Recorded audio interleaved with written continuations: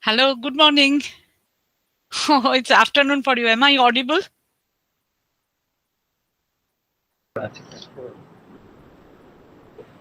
Good morning for you. Yes. So I am audible, right? Yeah, absolutely. Good.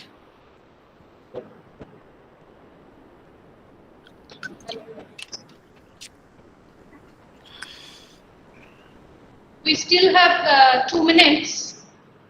Hmm. So let's actually 1 minute. Now it's exactly the time. So should I start? Yeah. Now it's exactly the time. Exactly the time. Yeah. Okay. So I welcome you all to the COVID workshop 2021, and I request our director, Professor Tanushree Shahadas Gupta, to say a few words about the COVID task force and the awareness program that we are organizing over here. Professor Das Gupta. Good afternoon, good morning, whatever is appropriate to you. And let me start by saying, I think it's needless to say, you all know that this ongoing global pandemic of COVID virus disease 2019, which is caused by the severe acute respiratory syndrome coronavirus 2, namely the SARS-CoV-2, has created a profound effect on the human life and civilization in general. The virus was first identified in December 2019 in Wuhan in China, as we all know. The World Health Organization declared a public health emergency of international concern in January 2020, and very soon they actually changed their stand and declared it as a pandemic in March 2020. As of July 2021, about 200 million cases have been confirmed, with more than 4 million confirmed deaths attributed to COVID-19, making it one of the deadliest pandemics in the history. So, given this background and its impact, especially affecting our physical, mental health, our professional life, we thought of arranging this workshop on COVID-19. And in Essenbos Center, we have now formed a COVID task force because, as I already mentioned, it's actually affecting our professional life. To combat with this unprecedented situation, we have now formed a task force. And one of the activity of this COVID task force is to organize awareness program. And today's event being the very first one of this series of awareness program. All of us have many questions, given the present situation of uncertainty, agony, and the unknown nature of the crisis. You can fight with the enemy if it is known. If it is completely unknown, you are completely clueless how to fight with it.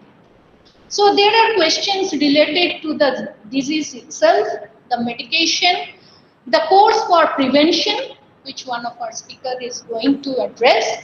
So with lot of debates and discussion, especially going on in social media in particular, it's difficult to judge which of the viewpoint to accept, which one to ignore. So it is therefore best to know it from horse's mouth first.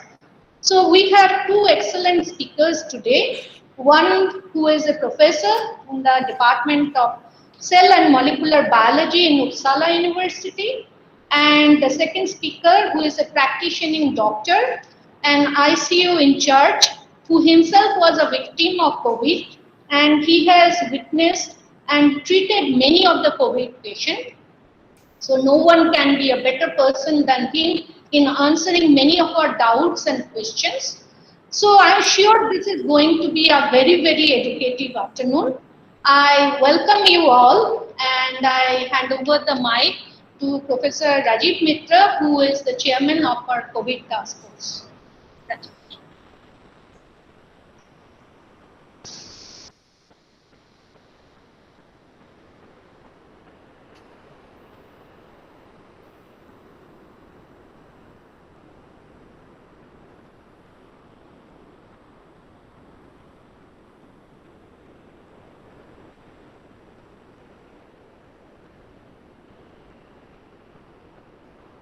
Okay.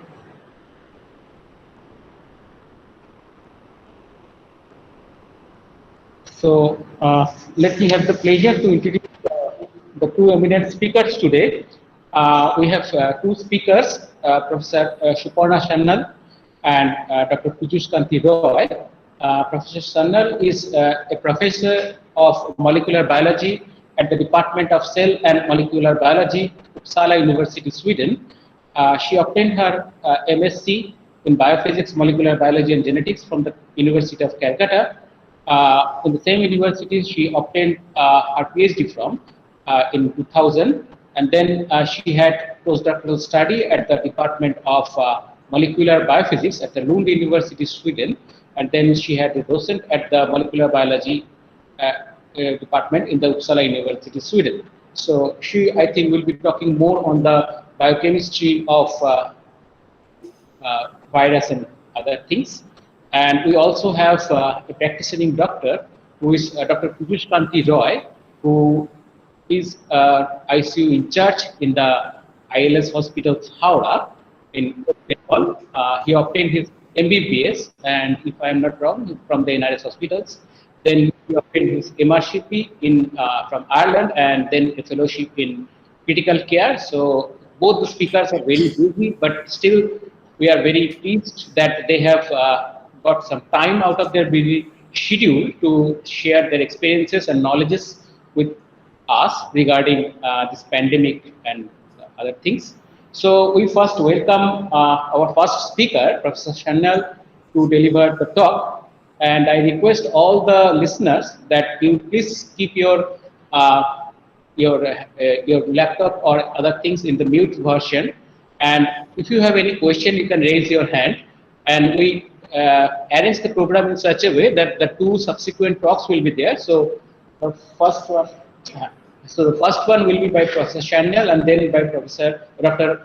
Roy, and then we will have a common question answer and discussion sessions. I think you will have many questions, so it's better that you write your all the questions in the chat box. We will follow the chat boxes and then we will arrange all the questions so that it can be answered in a more comprehensive way. So with that, we welcome all the speakers and all the listeners to this program, and I request Professor Sannal to start our presentation. Thank you. So I have to stop the presentation.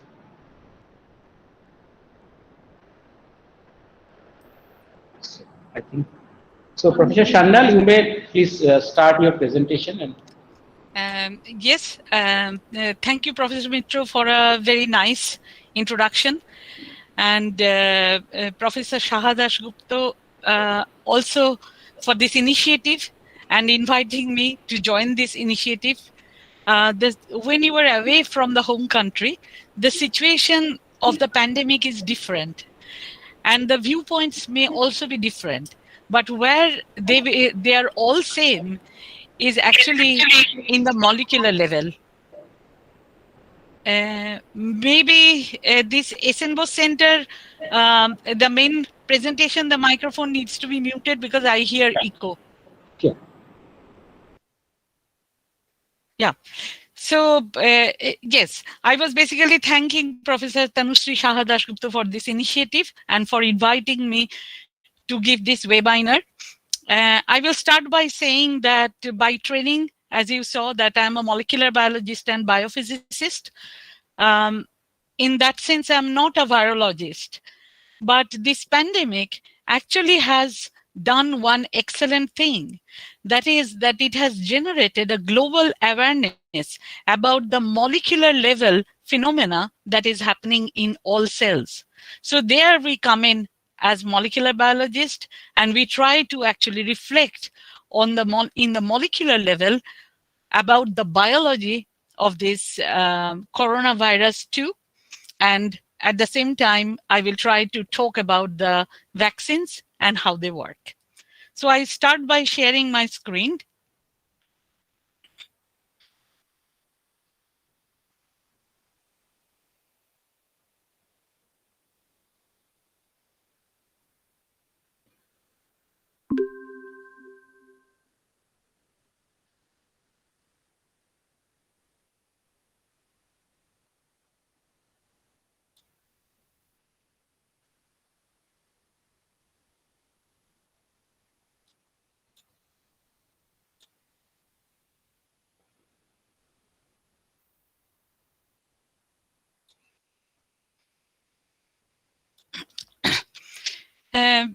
So I guess you can all see the title of my talk, and it is really so.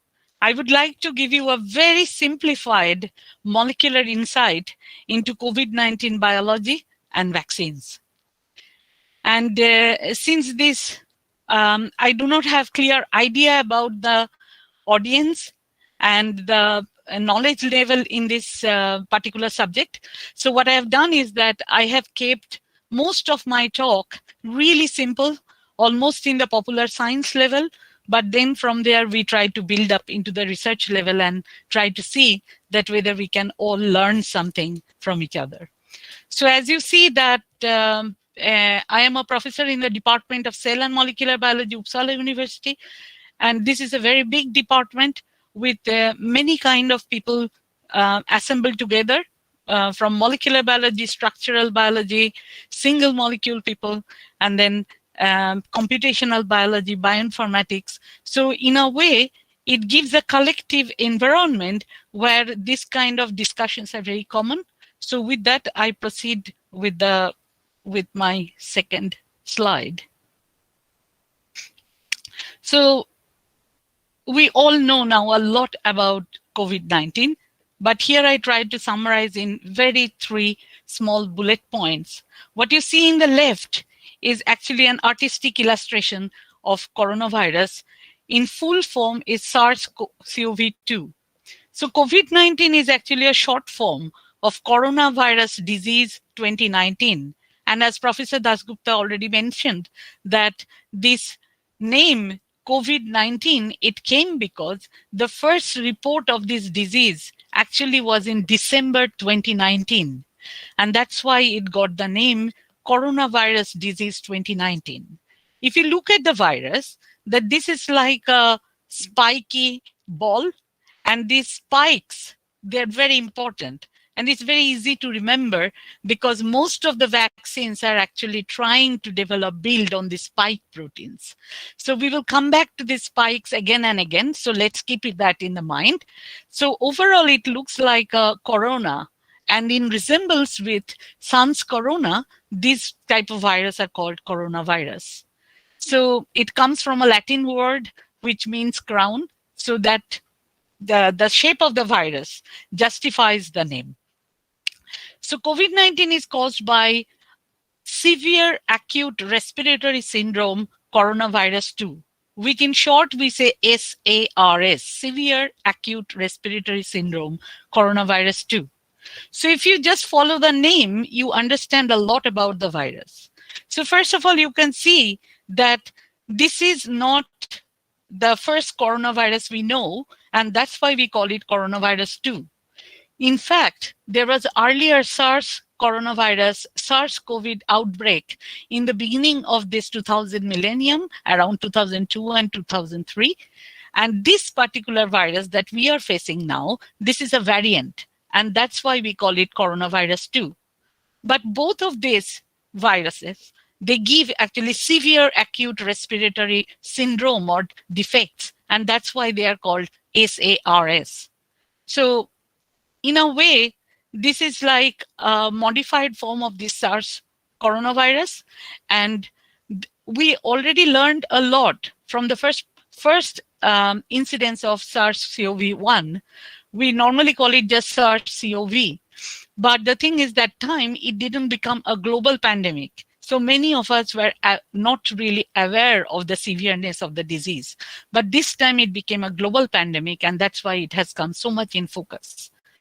And Dr. Roy will talk a lot about the symptoms and therapies, so I'll not go in that direction, but just a general introduction that we all know that this is a highly contagious disease.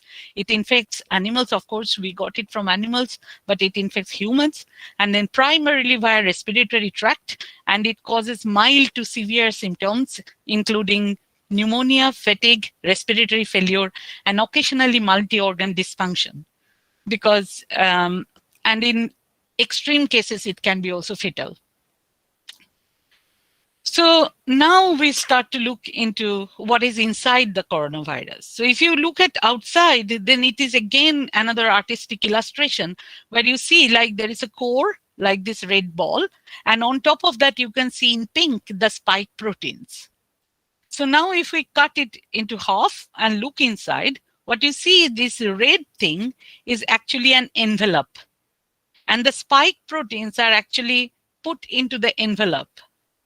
And then inside it, so this spike proteins, the way they actually stick out from the envelope, that gives it like this crown-like appearance. And that is, again, I'm repeating that that is where the name comes from. But then if you look inside, you can see this single strand like a telephone cable coiled inside, like packed inside this round ball. And this is RNA. So this, any kind of virus particle, we normally say that virus particles are not alive because they cannot reproduce like us or even bacteria outside the host cells, because they just have a capsid of protein, which is this red thing, and then inside they have their genetic or nuclear material. And for this SARS-CoV-2, the genetic material is RNA. So now I'll go really basic, and just to recapitulate what is the difference between the genetic material in our cells and what is the difference with that in the SARS-CoV-2. Let's proceed to see this. So in human cell, so in all human cells, you will find actually a more condensed kind of granular body, which we call nucleus. The nuclear material name came from that because it stays in a nucleus. And then inside the nucleus, the genetic material is always packed in chromosome when the cell tries to divide. And this chromosome, like what you see, this X-shaped, we all know that this is a chromosome, how it looks like when the cell is trying to divide. But actually, what it is made up of is actually very, very tightly packed coil like this. And if you look, like zoom into the coil inside, then you will see actually this coiled double helix. So it is like, follow my cursor. So here it is like one helix, and on top of that, this is the second strand. So this double helical structure, we all know, it brought Nobel Prize to Watson and Crick, and this is DNA. So DNA is the most common type of genetic material in eukaryotes and even in even in bacteria or in archaea. But then there are exceptions. And a lot of exceptions are found in viruses, that the viruses often use RNA as the genetic material. So like we see here, I bring the same illustration again so that you will remember clearly that this COV2, if you try to look in the molecular level, it's actually super simple. It has just this envelope or capsid on which the spike proteins are embedded. And then inside you can see a single-stranded coil of RNA. I'm sure that most of you know, but then I thought that it would be nice to recapitulate what is the difference between DNA and RNA in the molecular level. So, if you read the name DNA and RNA, what is common in them? The common thing is Na, right? So Na stands for nucleic acid. So that means both DNA and RNA, they are nucleic acids. And then if you look at into their how the molecule looks like, because you saw just in the previous slide that they can be long, thread-like, and fibrillar. So if you look at these fibrils, then there is a backbone. And the backbone is made with alternative, P stands for phosphate, and this pentagonal ring is sugar. It's a sugar molecule. So it's alternative, we call sugar phosphate backbone, because it comes sugar phosphate, sugar phosphate, sugar phosphate till the beginning to end. And this is common in both DNA and RNA. But then what makes them different is this, the sugar. So if you look at here, so this sugar, this pentagonal sugar is a ribose sugar. And ribose, this R contributes to the R of RNA. So that is ribonucleic acid. And then if you look at the ribose sugar, I hope I don't scare off many, but here you can see that on this particular carbon, there is a hydroxyl group, OH.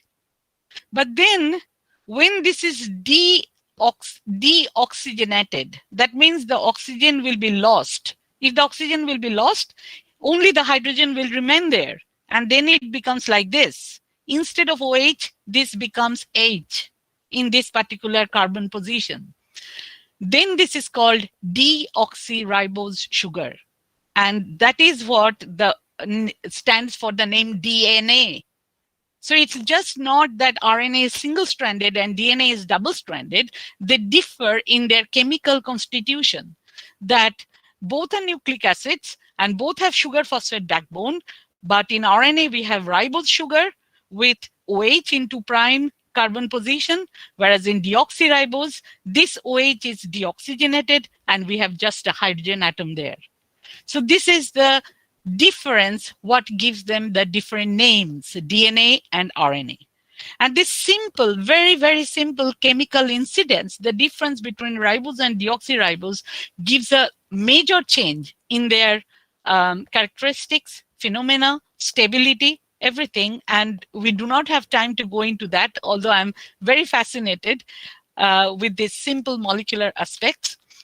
But here comes a little more scientific illustration where you can see that then this is RNA and this double-stranded helix is DNA. So this is the second difference, that RNA is usually single-stranded. It can fold into different double strand or in circular or in many different ways because it has no constraints to talk to another strand. Whereas the DNA, you can see that it's the arrangement of the strands, the packing is pretty regular. And this staircase kind of things that you see in different colors, and the color code matches with the color code shown here. These are the different nucleobases that you find both in DNA and also in RNA. The difference is that the blue, adenine is present in both DNA and RNA, same is guanine, cytosine, but DNA will have thymine, whereas the uracil is present in RNA instead of thymine. So you do not see actually any this light purple in RNA. Instead, it is a dark purple, and that stands for uracil. If you look at these molecules, the difference is very small. Here is a methyl group in thymine, whereas in uracil, that methyl group is absent. But that makes a huge difference between DNA and RNA, that this uracil, without having this methyl group, is far more reactive, and it can react to many different amino acids in protein and also in other components. So these are the basic differences between DNA and RNA. And although both are genetic material, then they are different in their structure, in their chemical composition, and third, in their stability. The DNA, owing to the fact of this packing in double-stranded structure, is a lot more stable. And also, in the cell, we have a lot of enzymes, which we call nucleases. From the name, you can understand that these are the enzymes which will cleave nucleic acids. So whenever these nucleases find single-stranded nucleic acids, they are more prone to attack them. So obviously you understand that compared to double-stranded DNA, single-stranded RNA is more vulnerable, and they are more simpler subject to the nucleases. And why I'm saying this is because this small information we would need to understand different vaccines and how they are developed for COVID-19. So now I will try to show you that what is the relation between DNA, RNA, and protein. And now you may say that where does the protein come from? You have been talking about DNA and RNA. The proteins come absolutely in the end. Because, if you look at us, if you look inside our cells, it's mostly proteins. So our enzymes, our hormones, our muscles, our cell envelope, you name it, these are all proteins. So what is there in DNA in our cells? The DNA carries the genes. And genes is not any physical object. Genes is basically a stretch of DNA that can make a functional product. And this functional product is often protein. So this is the DNA, and it can copy itself. And that is the another feature of nuclear material. It should be able to replicate, or it should be able to copy itself. And then from this DNA, directly proteins cannot be synthesized. And I emphasize, this is a key point. From DNA, proteins cannot be synthesized directly.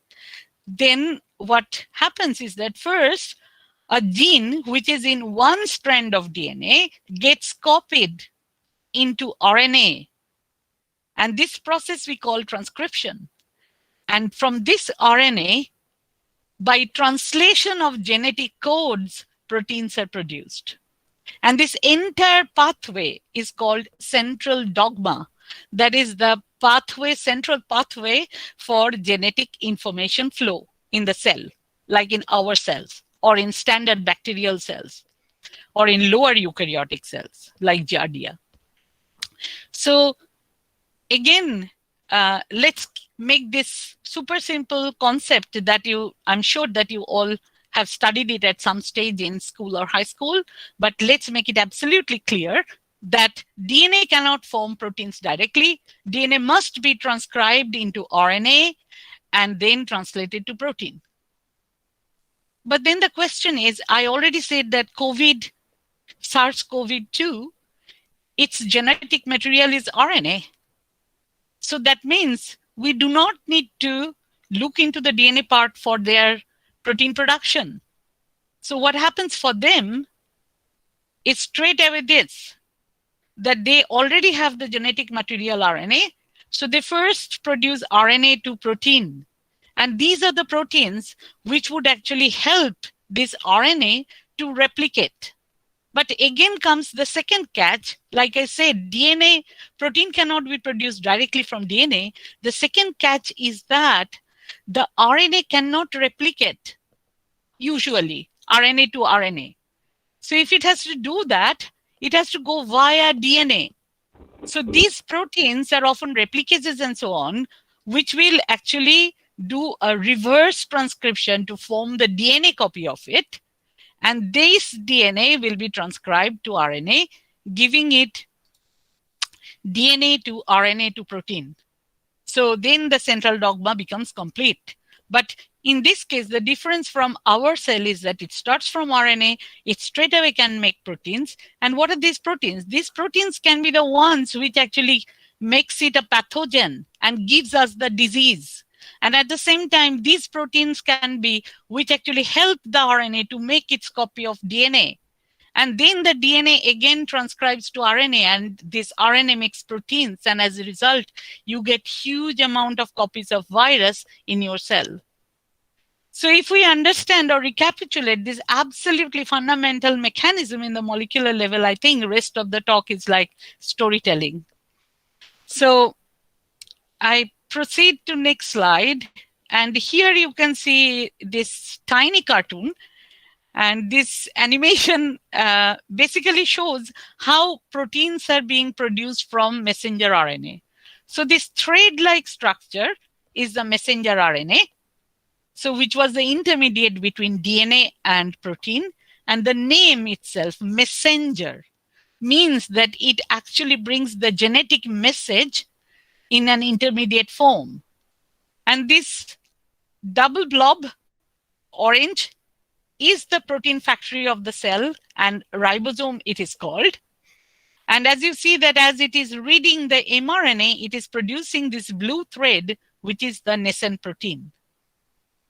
So now remember that when I showed the COVID viral inside, there was no ribosome inside this COVID, SARS-CoV interior. It was just envelope, spike proteins on envelope, and inside a coiled RNA. So where will it find the ribosomes from? So here the virus is doing a trick. The virus injects the RNA inside our cell. And then these RNAs will actually, this messenger RNA will hijack our cell's ribosome, fool our system that it is not our mRNA, and it will start synthesizing proteins. That's how the COVID would propagate. So then we go to a complex slide. Actually, I borrowed it from Wikipedia. I think it's very good. So we can all follow it and study 3 different things of SARS-CoV. So here you can see that here is the infection pathway. That is a respiratory tract. How the humans become contracted with this virus, or it could be other SARS virus or other kind of virus also. This, you know, that our respiratory tract and mouth, due to having this wet mucus surface, it actually adheres many things. I mean, that's why we can smell, and that's why we can taste things. So similarly, the disadvantage is that we take in a lot of foreign things, like this SARS-CoV-2. And here the SARS-CoV-2 again.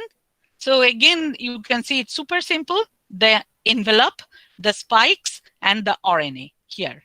And in addition to that, it has actually one protein. We do not need to go into details of this protein right now. And below here, you can imagine that one human cell. So virus is trying to enter the cell. Because if the virus will not enter, it will actually stay in this channel, and that's okay. And then it dies there. But it's not the case. So what happens is that on the cell, there is a particular receptor. I'm sorry that the resolution of this slide is actually really bad.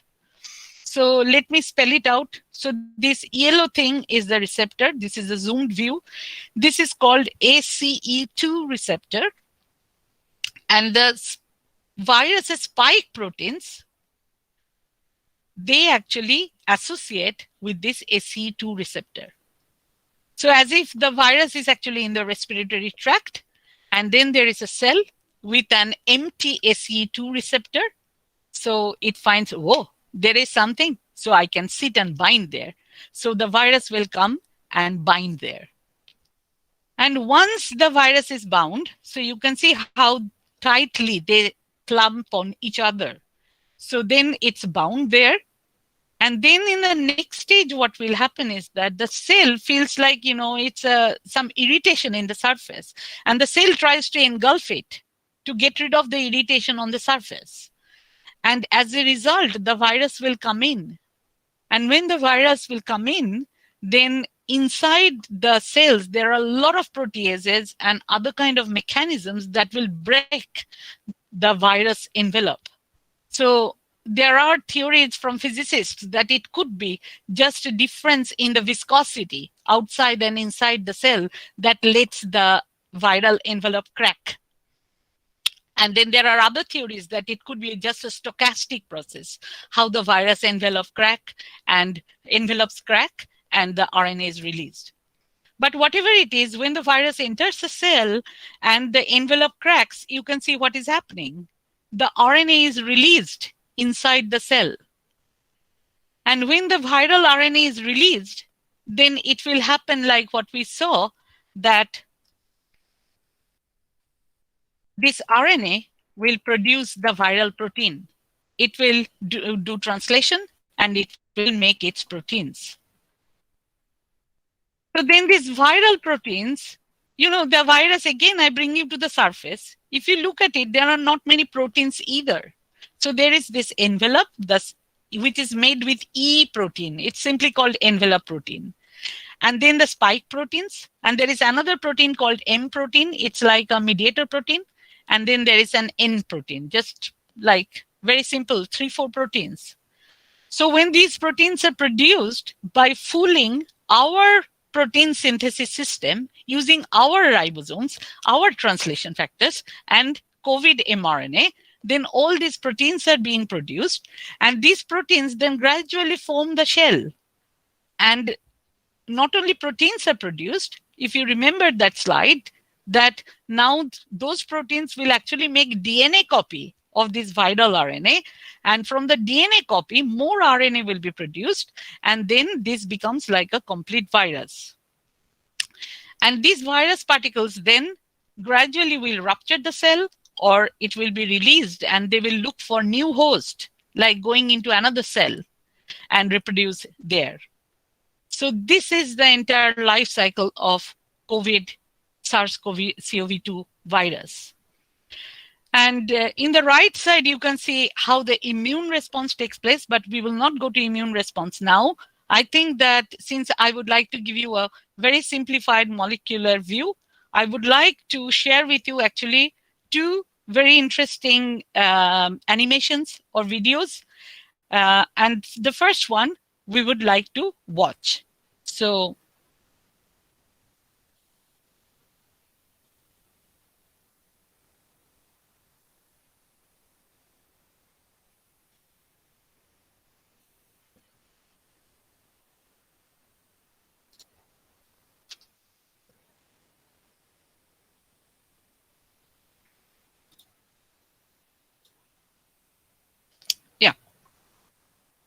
So this video is actually made in Johns Hopkins Bloomberry School of Public Health. And I have scouted a lot of YouTube videos, but this is really the best one that I would recommend everyone to see.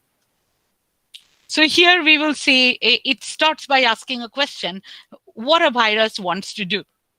And I felt that this is such a simple but philosophical question, because this is basically all species, all life forms in the world would like to do, that is to replicate, reproduce, and make own copies, and then survive.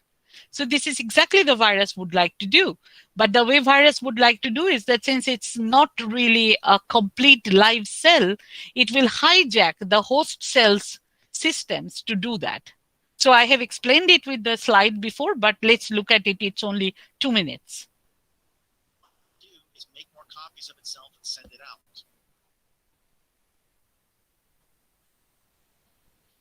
So coronaviruses are a rather large family of viruses. They are RNA viruses, particularly in recent. I would like to ask that, do you hear the sound of the video, or is it not working?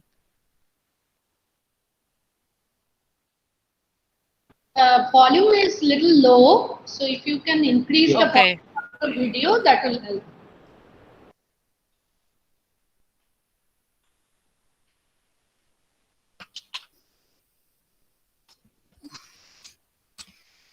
Okay. Years, we've had viruses such as SARS-CoV and MERS, which are coronaviruses that have made the jump from another animal to humans, but have been associated with much more severe disease. So SARS-CoV-2 represents the third of that, what I'll call the severe coronavirus diseases. So, so I can come in by saying that here you can see the timeline of different kind of COVID virus infection, or we should not say pandemic, it's not global, but this was in the beginning, 2002 to 2004, we had this SARS-CoV, and then around 2011-12, there was MERS-CoV, it was in a different region, and then now we are facing this CRC-CoV-2. I'm trying to improve the volume, let's see.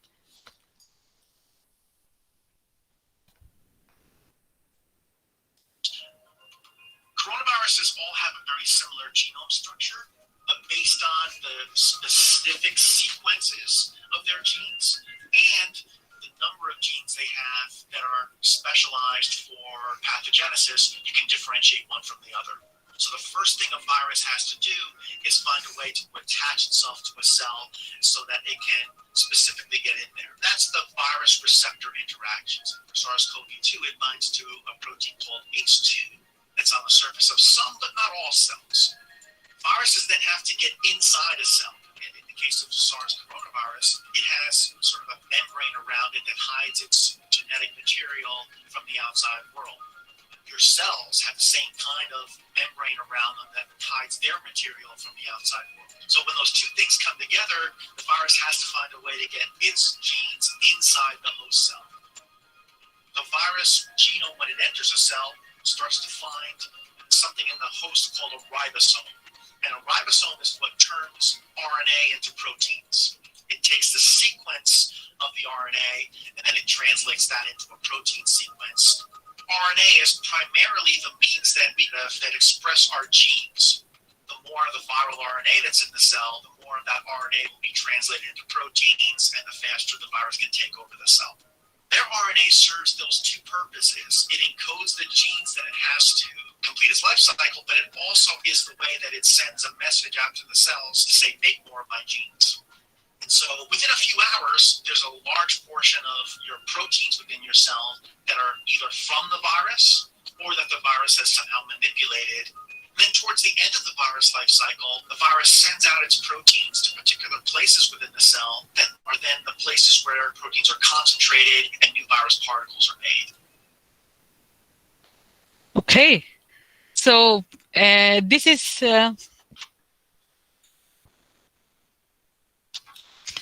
so I go back to my PowerPoint.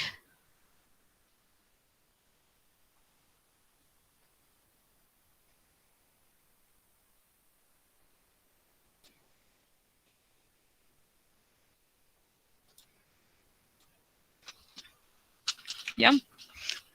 So this video actually showed really that how what I explained it with one slide, that how the coronavirus actually gets into our cell, fools our cell, uses our system and make their more copies.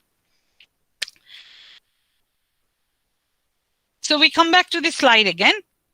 And now actually we have gone more than 50% because we have understood the basic central dogma of molecular biology, and we have seen that how coronavirus, it's no exception, it is following that central dogma to make its own replicates. And now we will come to this third part of the slide, that what happens in our body. And you know, it's not about this SARS-CoV-2 virus. Anything foreign, if it enters our body, then we normally do something that we call immune response. So we will look at the immune response now closely. And I try to define it extremely simply. So the way the body defends itself against harmful or foreign substances is called an immune response. So what you see here is that I have taken this coronavirus example. So this suppose this newly made coronavirus or the coronavirus after entering the cell, when they come out by rupturing one host cell within which it has been produced. And it can be for cold virus, it can be for HIV, it can be any other virus. It's a very similar mechanism. So then what happens is that there are cells like this with long extensions, mast cells, and these are antigen presenting cells. So what happens is that they actually stick, some virus particle can stick to them. Like in the YouTube video, it said that not all cells will bind to virus, but those which has particular receptors will bind to virus. So then, after binding that, this virus is peptides, and these peptides are none but the spike protein peptides, will be presented on the surface of the cell. And this is our body's own defense mechanism, that it kind of tries to ring a bell to other cells that, you know what, we got something that it has some foreign protein. It doesn't belong to us.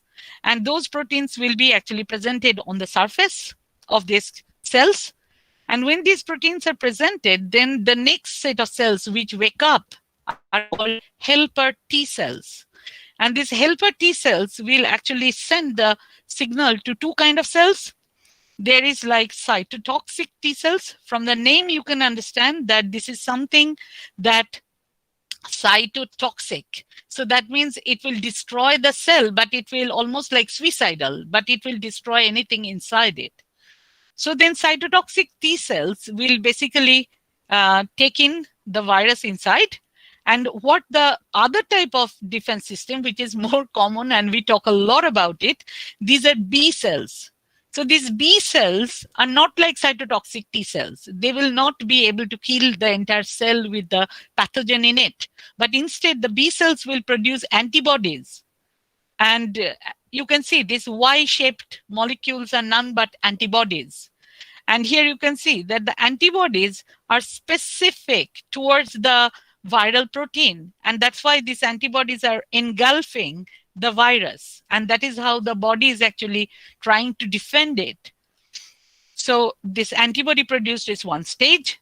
And then on the side of cytotoxic T cells, the infected cells will be destroyed. So a lot of virus particles will be destroyed. And then the third and the late stage of this immune response is that memory B and T cells will be produced. And here I have written these three stages. So you can see the first thing is antibody will be produced, infected cells will be destroyed, and memory B and T cells will be produced. And this is very, very important for any kind of understanding immunity and for vaccines, that this memory B and T cells actually keep memory of this foreign protein against which the antibodies were produced. So then what will happen, that when an actual virus will come and attack the system, then this memory B and T cells will very easily identify that, oh, this guy has the same kind of spike protein. So it will immediately release antibody and start the destruction mechanism. So we will not be contracted with disease. So the question is that if the immune response is like this, then why so many people get viral diseases? And so the answer is very simple. The answer is that if the immune response is not good enough to kill the pathogen, so then of course you get contracted with the disease. So going in the molecular level now, I will bring you to ribosomes again. So you remember that the virus had RNA and it needed to use our ribosomes to produce proteins. But these antibodies, these are also proteins. So these proteins must be produced using ribosomes by the process of translation.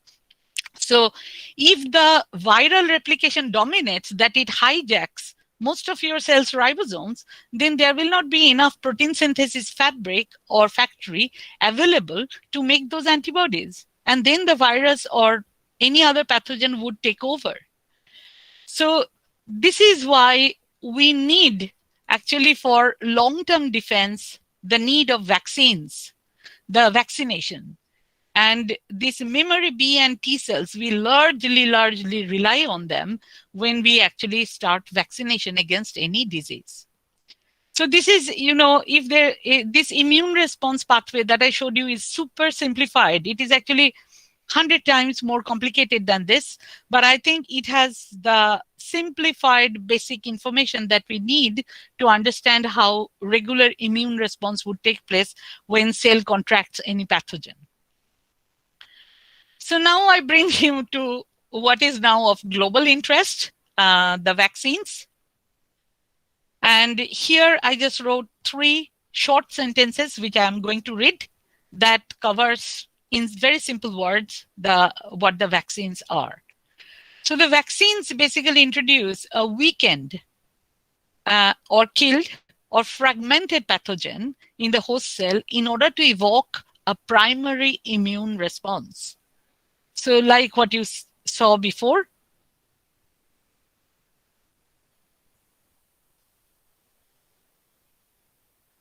this is the primary immune response, that is antibody production and infected cell destruction. So it involves generation of antibody and memory B and T cells production for secondary immune response. Why I call it secondary immune response? Because there are much more complicated processes involved in it and for the killing of actual pathogen. And then in case an exposure happens to a real pathogen, then the body can rely on this secondary immune response to quickly defend against it. So almost this memory B and T cells production is the beginning of this secondary immune response. And that's why I just picked up that part and inserted into immune response. So now, if you, I just tried to make it simplified, that what is the difference between actual infection and then vaccinations. In both cases, antibodies will be produced against a particular protein or proteins. In case of actual infection, the cytotoxic T cells will destroy the infected cells. This will not happen in case of vaccines. Because in case of vaccines, when the particle that we put in, that is either killed virus or only a part of the virus or one protein, so there is no infected cell. So this step is not there. And then in actual infection, memory B and T cells produce, but it again depends like on the efficacy of the protein synthesis process. Whereas in case of vaccination, since there is actually body does not have to fight with the actual infection, it allows that the memory B and T cells are produced to take care of future infections, the actual infections. So now I come to the classes of COVID vaccines. So as of June 2021, I found in FDA that 19 vaccines are authorized for public use, but more than 300 are in clinical trials. But if I classify them, so there is a conventional inactivated viral vaccine, and these are like highest in number. There are 9 types. Then there are viral vector or DNA vaccines, and there are 5. Then there are 2 mRNA vaccines. And then the 4th class is a viral protein subunit vaccine. So in the next slide, I will actually combine 1 with 4 because they work in similar mechanism. And then I explain the DNA and the mRNA vaccine. But whatever it is, we have to remember that the vaccines are nothing but there also you are introducing some foreign particle in the body. So in order to elicit a proper immune response, these 3 are the biggest challenges. That the foreign thing that you introduce, whether it is inactivated virus or viral vector DNA or mRNA or even viral protein, they have to be stable enough so that the immune response happens. They have to be effective. The effective means that they should be effective enough so that these antibodies are produced. And then finally, memory B and T cells are produced. And here, the molecular biology aspect is weak. We do not know the complete molecular biology aspect of these different vaccines. And then the third challenge is actually delivery. That how will you put it in the cell? It's not like injection, because when it is injected something in the muscle, it is not necessary that it will go inside the cells. So then we come to these vaccines. So here you can see that in the left, you have illustration in bright red. These are live virus. And in the right, you can see with these cracks and so on. This is like killed virus. And the common way of killing a virus can be UV treatment or heat. And then this killed virus, they are not infectious anymore, hopefully. But they still have the spike proteins. So that means this spike proteins is the spike proteins will be the ones which will elicit the immune response. So the killed viral particle or spike proteins enter the cell and they generate immune response. Then antibodies are produced, and then the pathway that I have talked about. So what will happen is that as soon as the antibody is produced and memory B and T cells are there, then when the live virus will attack, then the antibodies would bind to the spike proteins and bring cytotoxic T cells for destruction. This is the most classical vaccine, and we have actually since 1970s many vaccines of this sort. And when it is the viral protein particle vaccine, then that takes care of just injecting the spike proteins or part of the spike proteins. So that does not carry any infective viral particle. Now, when it comes to adenoviral DNA vector vaccines, we know that we are infected like this virus by adenovirus and cold virus. So I have written adenovirus, but one of these ongoing approved DNA vaccine, viral vaccine, actually uses cold virus as the carrier. So here you can see how it is done. So this adenovirus, in contrast to the COVID, its genomic material, you can see double-stranded DNA. So what happens is that, so this is engineered in such a way that the gene of this spike protein of SARS-CoV-2 is inserted, is engineered in this adenovirus genome. And then it is packaged in the entire adenovirus, and that is injected so that this adenovirus will have its own mechanism to enter the cell.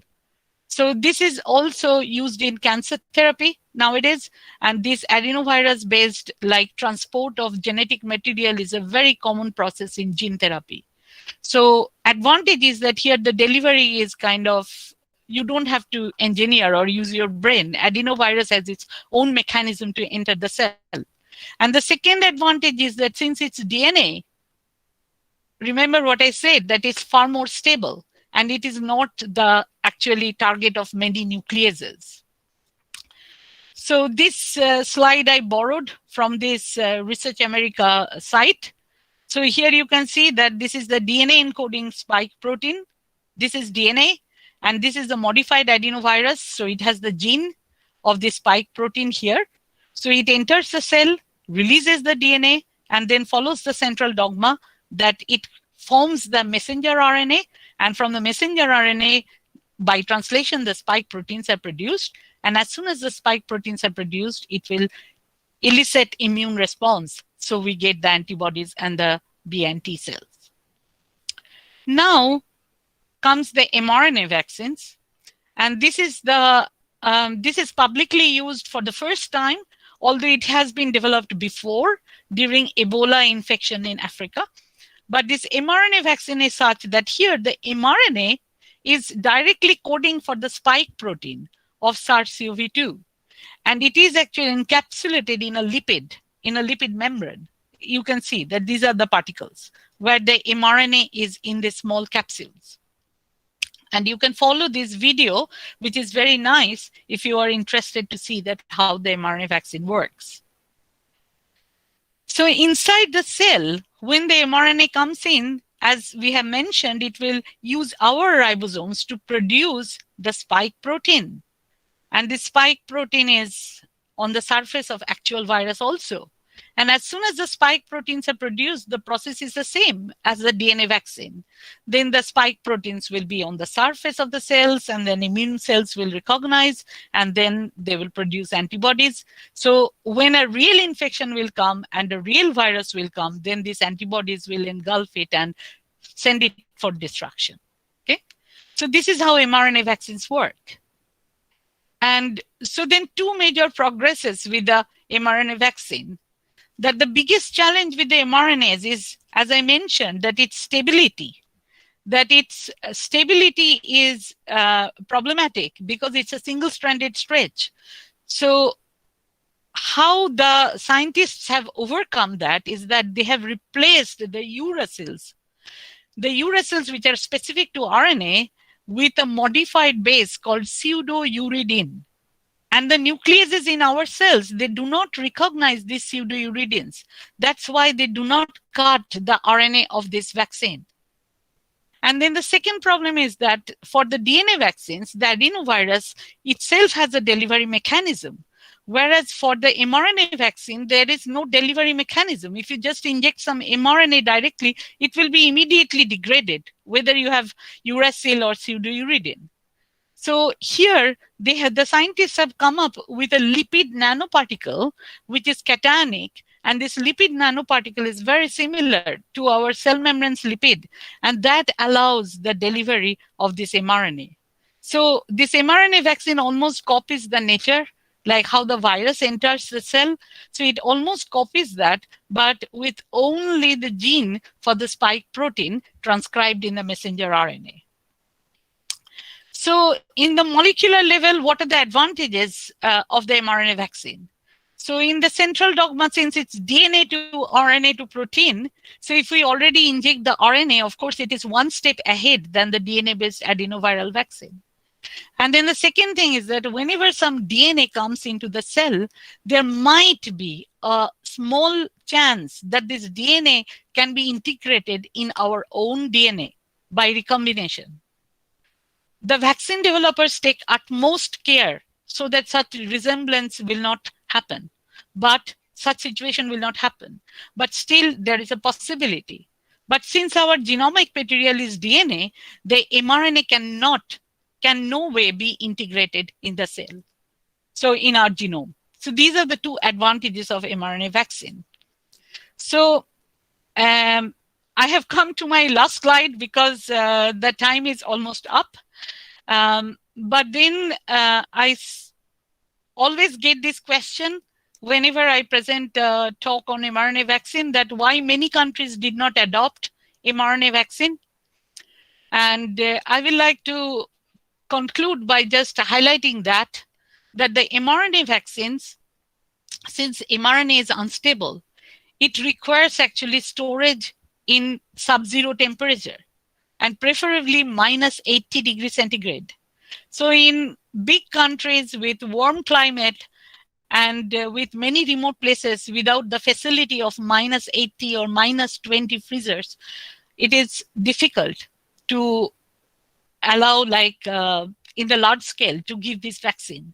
And that's why probably those countries adopt more classical vaccine and also this DNA-based vaccine, which can be stored in refrigerator.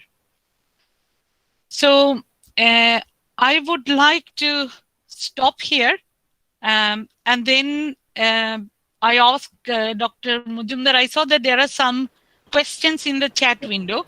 Yeah, so Professor Shannan, so what we actually thought of that we will tackle all the questions in the session of the question answer session, taking together all the questions. So I request all the listeners to write the questions whatever they have in the chat box. We are taking care of all the questions and we will discuss all the questions one by one in the session afterwards.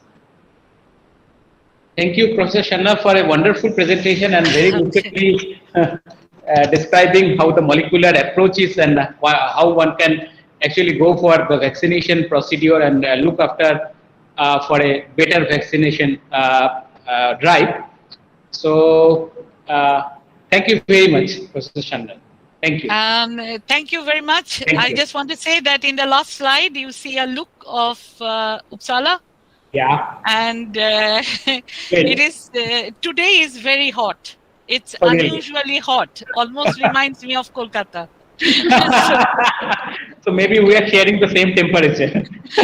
Almost, because my thermometer says in sun 39. Really, so, we are 34 only.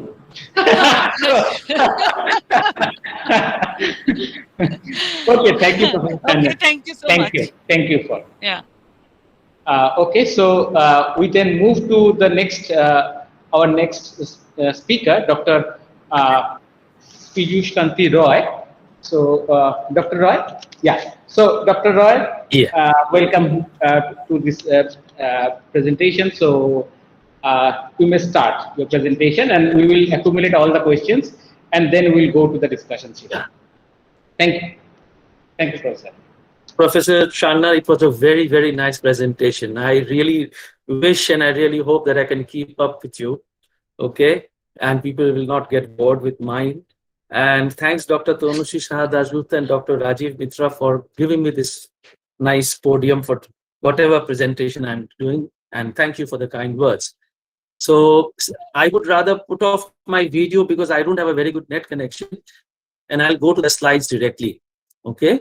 Yeah, sure. Dealing with, I'll be dealing with, as Dr. Shahadajut has already mentioned, I myself have suffered from COVID just a month back, and it went really bad.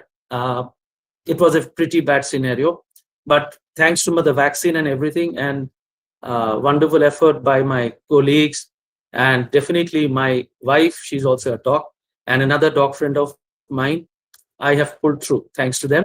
I would like to, why am I putting this? I will give you an insider view of how it goes as far as the infection part is concerned, the clinical part is concerned. So we will go to directly to the slides itself, okay? Please bear with me.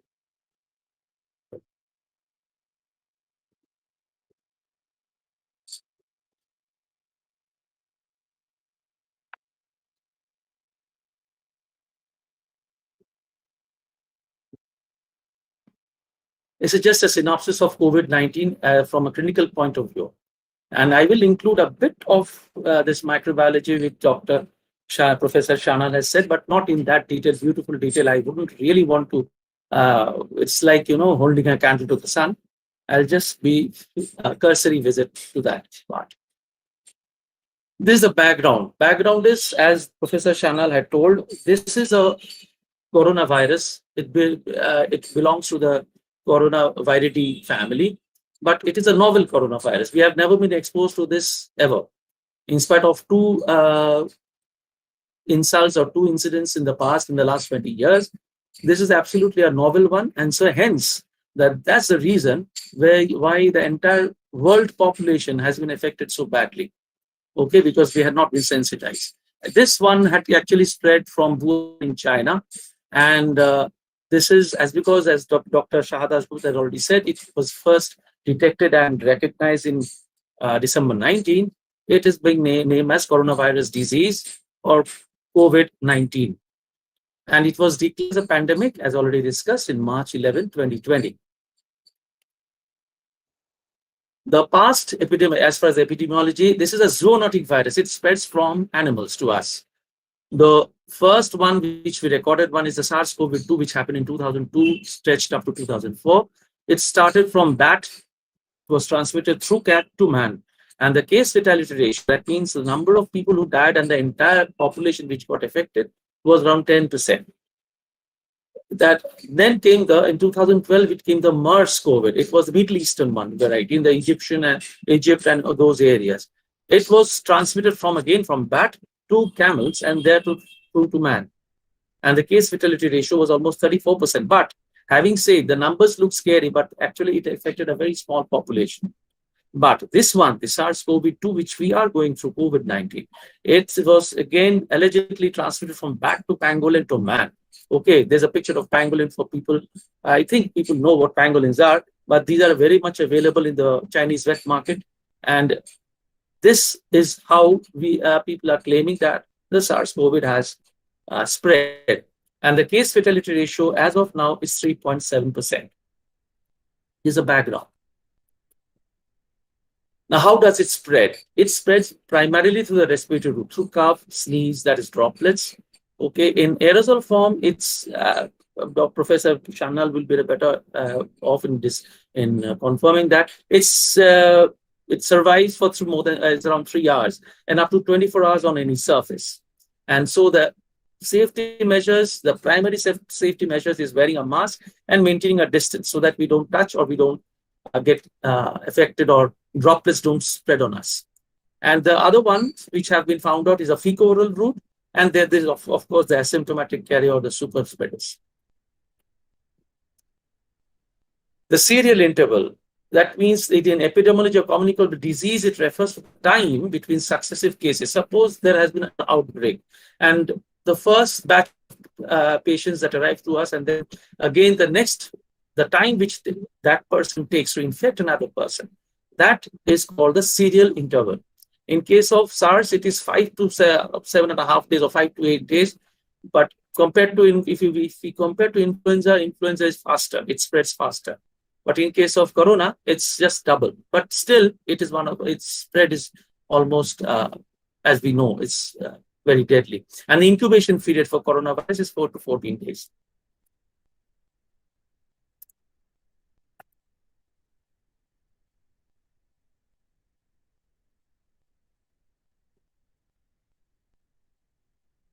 This is the viral life cycle and the host cell invasion, which I don't want to go into much details, because Professor Shanal has really made a very lucid presentation regarding that. But because it is there, let me tell you, the virus is transmitted by respiratory droplets, and it is also person to person. Once it enters the body, the host receptor is the alveolar cell type 2.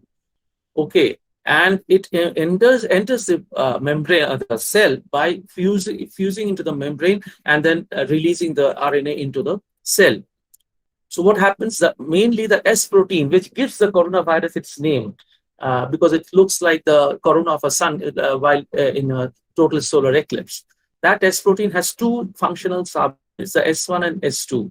The S1 the S protein attaches to the angiotensin converting enzyme, which is very much expressed all over the pulmonary epithelial cells. And once they attach to this angiotensin converting enzyme, it undergoes cleavage, two cleavages. The first cleavage stabilizes the subunit and attaches and ensures the attachment to the membrane. And the second cleavage, it activates the S2S protein and causes the changes in the viral host membrane so that it fuses and so that the RNA can be released inside the cell body and then in the cell cytoplasm. Thereafter, I don't want to go into all this, how it is, because this is Professor Shanal's subject and she explained it so well. I'll go into the This is what Dr. Professor Shanal had actually explained. This is a drawing which my daughter has drawn up for me. The way to explain how it affects the cell and how it expresses itself. I think Professor Shanal had a better figure for you. Now, what are the symptoms? The initial symptoms are dry cough. Why does it happen? Because once the thing where the virus enters the cell, it starts destroying the cell, and it collects inside the alveoli. Edema fluid means the cell swells up, the little bit of fluid collects. The fluid collects inside the alveoli. I hope I don't have to explain, or if I really need it. The alveoli are the ultimate functional unit of a lung, where the gaseous exchange happens. It is shaped like small balloons at the end of all the bronchioles in the lung, where actual gaseous exchange in each of the small bubble. If it fills up with a where due to this inflammation and other infection, then there is little space for the gaseous exchange to happen. What happens? It fills up with fluid. It still fills up with the debris, the cells which have been destroyed. It fills up with the macrophages, the soldiers who had come to destroy the virus, and other those immune soldier system, and of course the dead cells or the dead pneumocytes. Once they collect inside the cell, there is a bit of consolidation. The alveoli loses its structure. It doesn't have any open space or empty space inside. It becomes there is a consolidation. It affects the gaseous exchange. There is a drop in oxygen saturation in the blood, and the patient tries to cough out that alveolar content, and that leads to cough. But that is a dry cough. Next part is the dyspnea. Dyspnea is a medical term for shortness of breath or rapid breathing. Okay, and hypoxia, that means a drop in the oxygen saturation. The COVID virus actually binds to the type 1 and type 2 pneumocytes. The alveoli are made up of pneumocytes, cells, which not exactly cells. These are parts of the cell. The type 1 pneumocyte are actually are responsible for the pulmonary gaseous exchange. And the type 2 pneumocytes, they actually release a fluid called surfactant, which actually facilitates the gaseous exchange across the alveolar membrane into the capillary, which you can see as drawn by my daughter. The red pipe is the artery, and that picture shape is the alveoli. And the surfactant actually facilitates the gaseous exchange by dissolving the carbon dioxide and the oxygen and making the gaseous exchange happen by diffusion. So in type 2 pneumocytes, it decreases the surfactant release, increases the surface tension, and it increases the capillary pressure. And that leads to the alveolar edema. The alveoli swells up and it leads to collapse. The type 2 lymphocytes also, they release inflammatory mediators like interleukin, the tumor necrosis factor alpha, which stimulates the macrophages to go and attack the virus and things like that.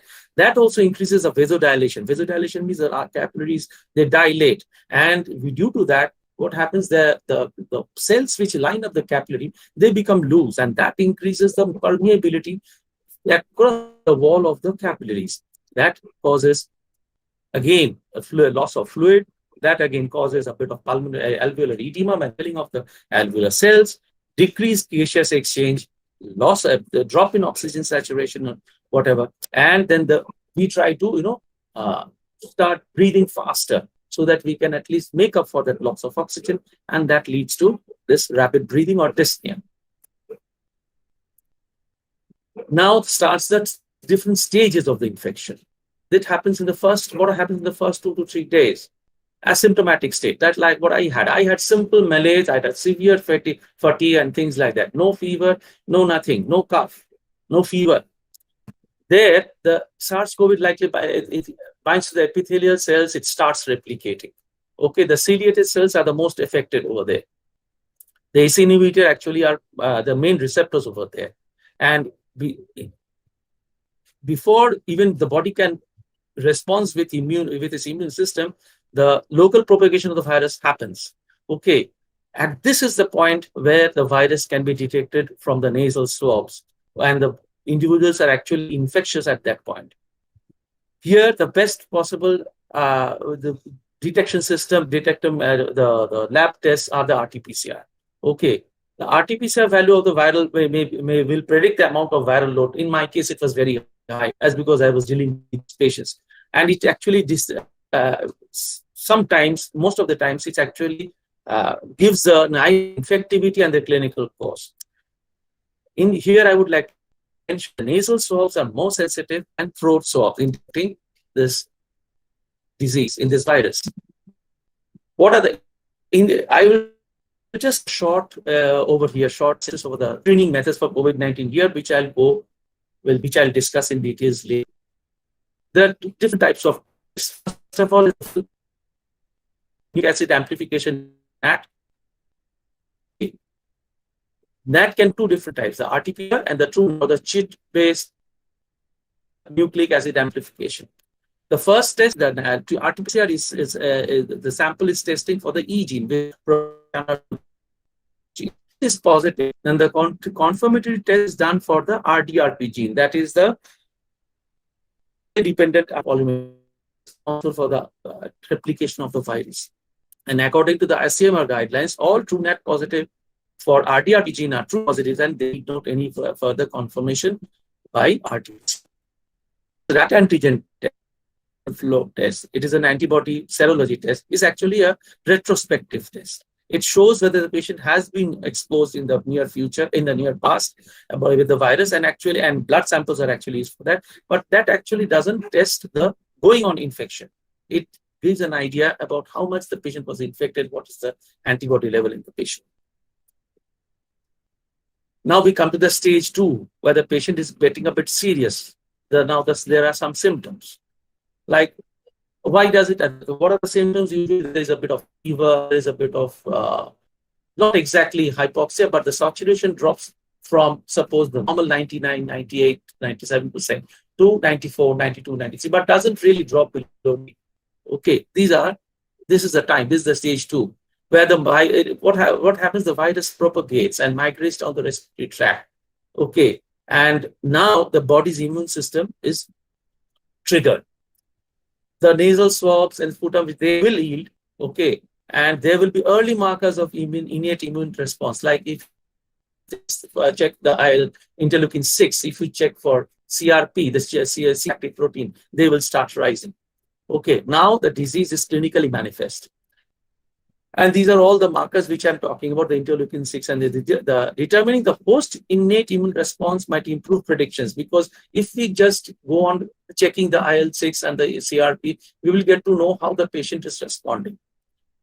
About 80% of the infected patients with this disease will be mild and mostly restricted to the upper and conducting airways.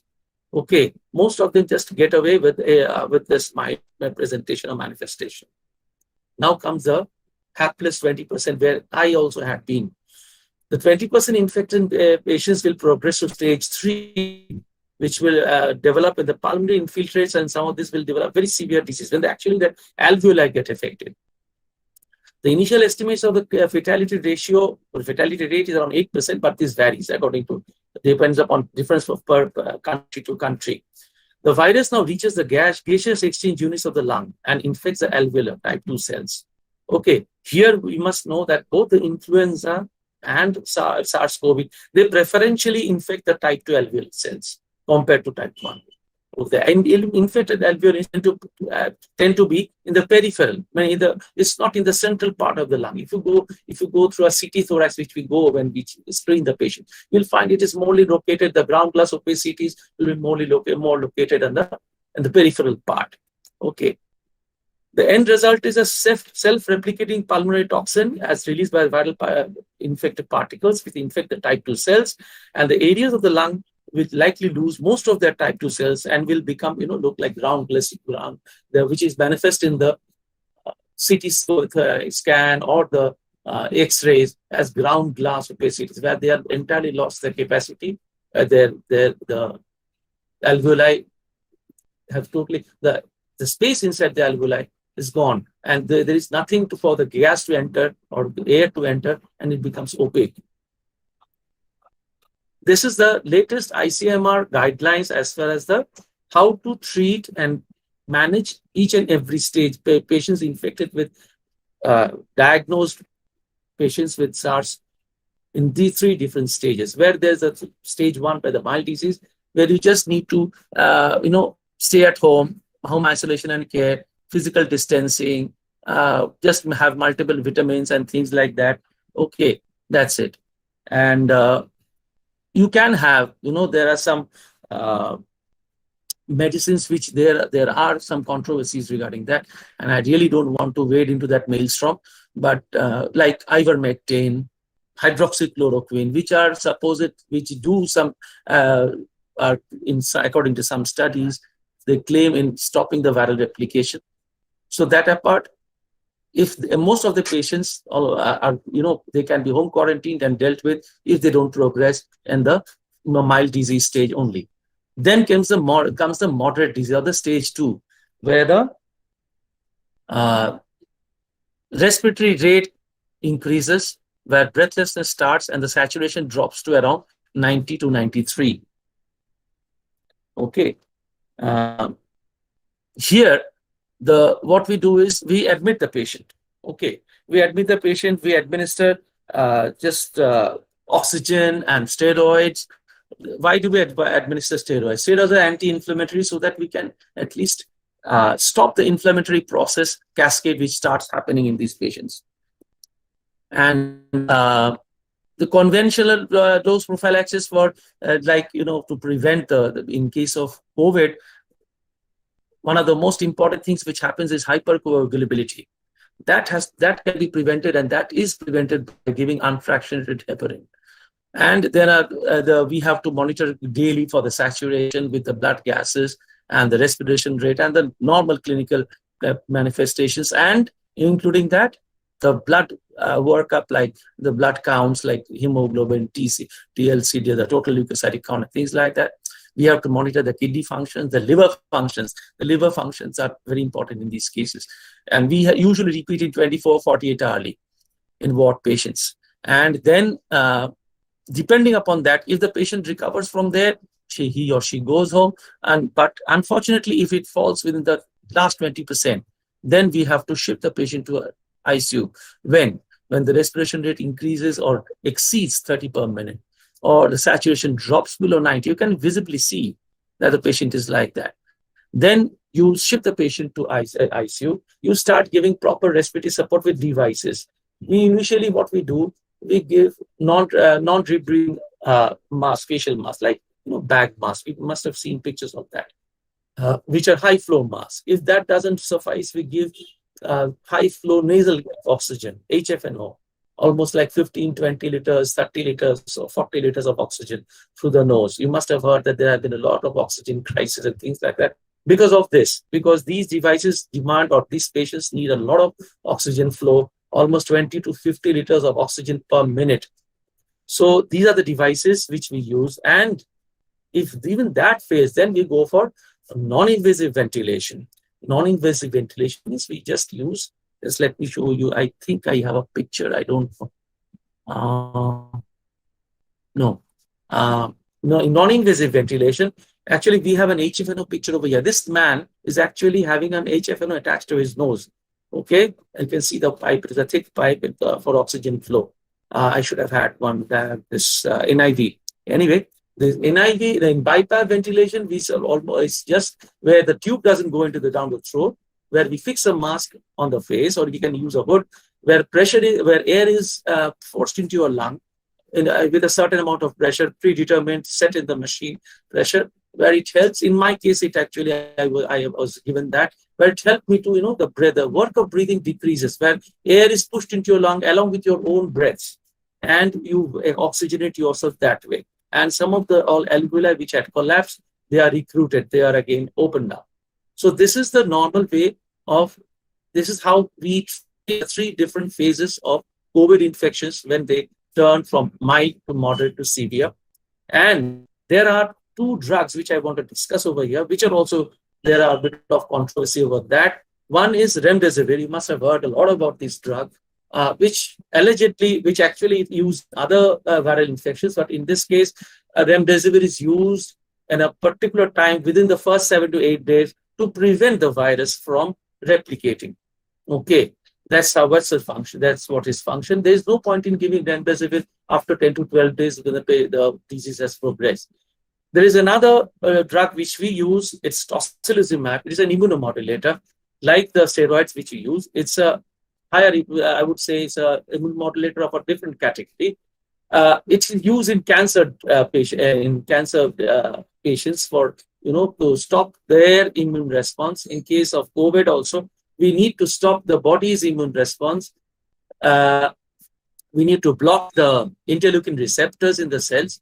So there, tocilizumab is used, but there is a flip side of this medication. It actually stops all the immunity. It hampers the immune response of your body in a profound way. And what happens if you have a little or small infection going on in your body, then you have had it, because that infection will just assume humongous proportion and deadly proportions, because it won't have any opposition to that from the body's own immune cells. And there we have to be very sure before using tocilizumab, if we ever use it, that the patient doesn't have any other infections going on in the body concomitantly. But these 2 have fallen out of favor more or less. And sometimes some people use, but it's there in the ICMR guidelines because of that. But yes, it is a bit of controversy. Now, as Madam Shangal had already discussed with you, there are various types of vaccines. I just made a small synopsis of that, which are whole virus inactivated, given a very better, I would say better or nicer way, than mRNA and the virus vector. The virus, these are the 3 types which we usually are using now. Practice. The Pfizer and Moderna, which have been approved in the US and other countries, the mRNA vaccines requiring 2 doses, 21 and 28 days apart, respectively. The main problem with these, as Madam had actually described, is because they're mRNA, the RNA vaccines, they're very unstable and they have to be stored at -70 and -20 degrees Celsius, which is not, I think, possible, as she had already told you, for countries like us, which are hot and which are big and very, I would say, not poor, but not that up to the mark healthcare infrastructure. Okay, and I think Madam has already described how they give us immunity, the method. And there is Covishield. The India is possibly, I don't need to go any further regarding this. We know what it is and who manufactures and things like that. But one thing I want to mention to you, this is actually used. This is a vaccine which uses adenovirus, the chimpanzee adenovirus, to send the virus, push the virus into our body, piggyback as a carrier, where the coding for the spike protein happens. It uses the chimpanzee virus 25 and only thing which happens is it uses the same adenovirus type 25 in both the doses. Why am I saying this? You will understand when I go to the next one. This is the Covishield one. You know the happens. Madam has extensively described it to you. So I'm not going to go much into this. Then comes Covaxin, which is the totally indigenously produced by by Bharat Biotech in collaboration with TMR and Institute of Virology. It contains adjuvants which acts as immune potentials and boost immunogenicity. It is a 2-dose vaccine regime, given 28 days apart. It does not need sub-zero storage. It can be stored quite stably at 2 to 8 degrees Celsius, but it has proven neutralization capabilities against alpha, beta, gamma, and zeta. It has been recorded, and it has a good safety record. Recently, trial has been started in children for vaccination against COVID-19. Then there is a Sputnik, which is a Gamaleya Research Institute of Russia, who actually developed the Ebola virus vaccine also. They use non-replicating viral vaccine, unlike Covishield, which I was just describing. They use the adenovirus 26 and adenovirus 5 in 2 different doses. And the 2 doses which the 2 different vaccines, one which uses the chimpanzee adenovirus 5 and the other which is the 26. Why? Because it, as Madam has already explained to you, sometimes the body, develops an immunity to the 26 adenovirus. And when you again push it, then sometimes the immunity doesn't really happen. And that's exactly what's happening as far as today is concerned. There is a news item on the going around where Pfizer has actually applied for a 3rd booster dose for their vaccine. Okay, to boost the immunity. It's also there is a sibling version of Sputnik called Sputnik Light, which needs only 1 dose, but it is yet to receive approval for emergency. Like IV vaccine, there is no report of any blood clotting due to this vaccine. Then there is this Janssen, developed by Johnson & Johnson. It has been actually stopped some time back, but has been because there are reports of hypercoagulability or blood clots, thrombocytopenia or low platelets. But this has been cleared, and it is being again reused because it has been found that there factors which actually precipitated that. And the virus, it is also a virus vector vaccine administered as a single dose. Then there is, of course, the Cyanobat. It is also known as the Coronavac, inactivated vaccine. 2 doses are administered, and it is used as approved in 26 countries all over the world. Then, of course, there is a Novavax. It is still under, it would be marketed in India as Novavax, but it is yet to come into the market. It is a protein subunit vaccine, also called recombinant nanoparticle, which actually, it's the selected genetic sequence, like the S protein. Spike protein is cloned into a baculovirus, which then is infected into a moth cell, S19 moth cells, which in turn produce the spike protein. It's almost, I would say, for me, it is like, space age technology. These spike proteins are harvested and then assembled into and intramuscularly. They can be stored at 2 to 8 degrees. If this comes, this is supposed to be a very good, should be a very good vaccine. 2 doses are given 21 days apart. Now, as I had promised you, what about the lab investigations that are recommended to detect this COVID virus in a suspected patient? First of all, there is a polymerase reaction PCR, or what we call RT-PCR, rapid. Okay. It is used to confirm other types of tests, usually where suppose there are other types of tests which are going on, but ultimately you will find your doctor saying, yeah, I got RT-PCR, go and have an RT-PCR. Okay. Test for the presence of viral RNA, which may be detectable before symptoms set in and antibodies are formed. That's its big advantage. Enzymes like reverse transcript or DNA polymerase are added to the sample, and then the numerous copies of this viral RNA are made, and to test the positivity, the presence of that. Significantly designed primers and probes attach themselves to the sequence of the code, and the signal pathogen is found. There is a term which you might have already come across called the CT value, the cycle threshold. Actually, there are total number of 40 cycles are run in this polymerase chain reaction. Okay, and the number of cycles required to detect the presence of the genetic material is taken as this CT value. It indicates the current viral load, but is not usually related to the prognosis. But having said that, how do we interpret that? Suppose of the 40 cycles for a particular sample, the virus was detected after 30 cycles was run. That means the viral load, we have to go through almost 40 cycles of replicating the virus. But suppose it is detected even just after 15 cycles. That the amount of viral load in the patient is very high. Okay, so the CT value for epidemiologists actually has a very important meaning.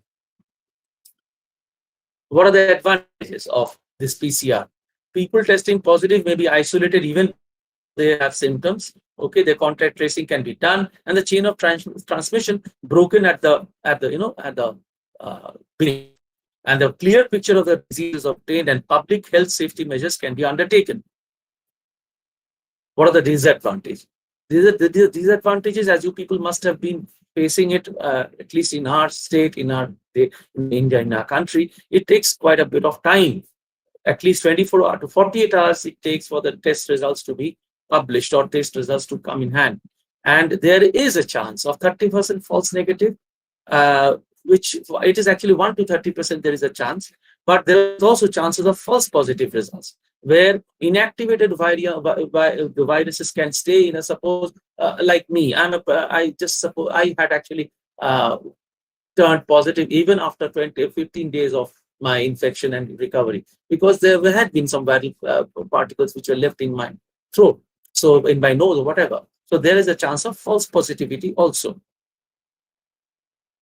Then there is a lateral flow test or the spot rapid antigen test, like what we do in different others, in pregnancy test, in troponin T test, in cardiac cases. It is not as accurate as PCR. It is a chromatographic antigen test designed to pick up active COVID-19. But what happens if this is positive? If this is positive, you don't need to, you can go for an RT-PCR and get it corroborated. But if it is negative, you don't need to think about anything. You are definitely true negative. The sample is drawn similar. It is from the nasal swab. It is mixed with absorbent, and then it is 3 drops, 4 drops are put on the application site, and the double band will give you a positive test, and a single band, as it is this one, it means negative. The advantages, you can see the drops being applied over there. What are the advantages? It does not need a lab setting. Results obtainable in 15 to 30 minutes. And you don't need any viral transport media as you need in RT-PCR, in this RT-PCR, where you have to transport in a cold chain and things like that. And biosafety requirement is minimum. What are the disadvantages? It is not accurate. The 64 studies from the European Union and the US show the wide variance in accuracy. It's better when patient is symptomatic. In asymptomatic patients, it is very, there is a chance of missing it, and the sensitivity is 72%. In asymptomatic, the sensitivity is almost half, so 60%, 58%. It is used as a point of care screening test, as we had been discussing with Dr. that day. Suppose you have a hostel, you have a resident, facility, where when a person or a student has come from, suppose he's come back from home, week or a fortnight stay, and he is showing symptoms or he has something. So you just do a rapid test at the bed a designated place where you can keep him. You do the test. If it is negative, don't need to, more or less, you don't need to worry, or at least you can be sure. And if it is positive, then at least you can do the further tests or the steps to isolate him and do the other test to confirm that. There is this, then comes the antibody or the serology test. This is actually a retrospective state where we use blood. This is actually done to test the antibody titer in your body. And for, as you can understand, the antibody titer is raised only and only if you have either been infected or you have had a vaccine. So usually this is done as a retrospective test to know the level of the infection, the level of spread of the COVID infection in the community, where how many people have been affected, and actually it gives an idea about the herd immunity. I hope you know the word herd immunity. The antibodies are generated after a week or two of infection, so that has to also be followed. A person who has been recently infected will not be showing any antibodies in their body, in their blood. So it will be a fallacious if you do a test. Okay.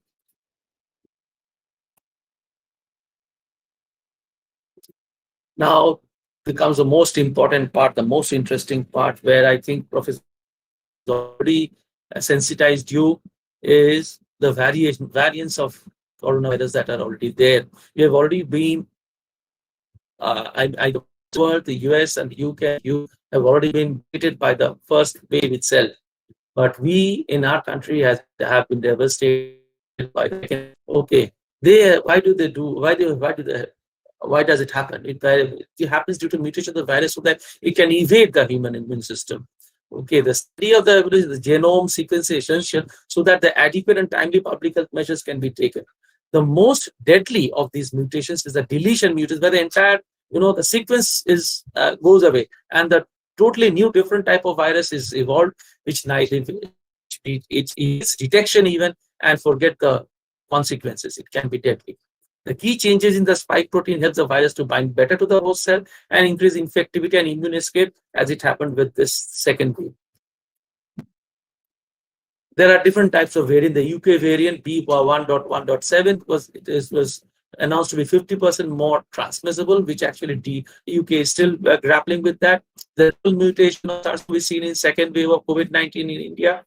It was first isolated in Maharashtra.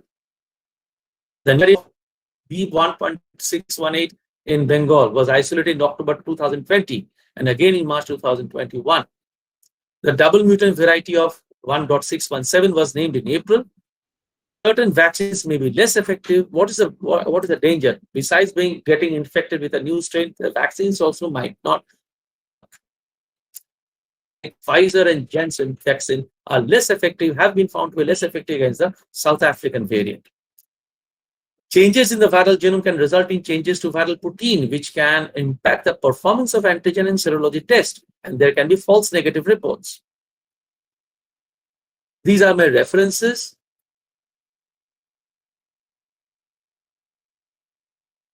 Keep it a bit interesting, but it was not as extensive as Professor Channal, but I hope I could at least keep the interest. Thank you. And I would like to thank my son also, who actually spent a lot of time in preparing these slides, helping me out, because I was with my ICUs and all. And Dr. Mitro had a harrowing time getting hold of me and giving him a time to look into these things. I'm sorry, Dr. Mitra, I hope I didn't let you down. Fine. So it was very informative for us, and it evokes many questions. So both the talks, there are a lot of questions. There are a lot of. Is it? I'm audible. Am I audible? Yes. Is it clear? Okay. Okay. So there are lots of questions. I request Dr. Shakuntala Chatterjee to kindly conduct the question and answer session. So, Dr. Chatterjee, you may please take over. Say. Okay, thanks, Rajiv. So there were a lot of questions which were asked during both the talks. So the first question was asked by Devashish Bhattacharya during the first talk. So this question is for Professor Sanyal. It asks about the infectivity of Delta plus variant among and compares it between two populations. One which have already had been infected by the alpha variant, and the second population which have had incomplete vaccination. So among these two populations, which one is the more susceptible to Delta plus infection? First of all, before answering, I would like to thank Dr. Roy for really giving us information from the horse's mouth. So when Tanushree said about horse's mouth, I felt that I'm not the actual horse because I'm not virologist or doctor, but it was lovely to listen to the whole spectrum and very illuminating. So while listening, I actually came up with the slides with the answers. So I will share my screen again. So so I gathered the question into, actually there are two questions about the Delta variant. The first one is from Devashish Bhattacharya and the second one is from Aishwarya Ghosh. So yeah, I think it's very nice questions, and let's have a look. So then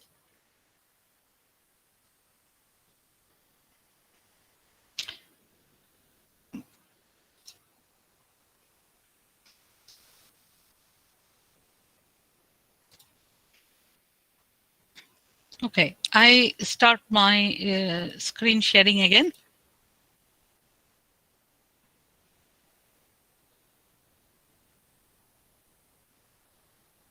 Can you see my screen?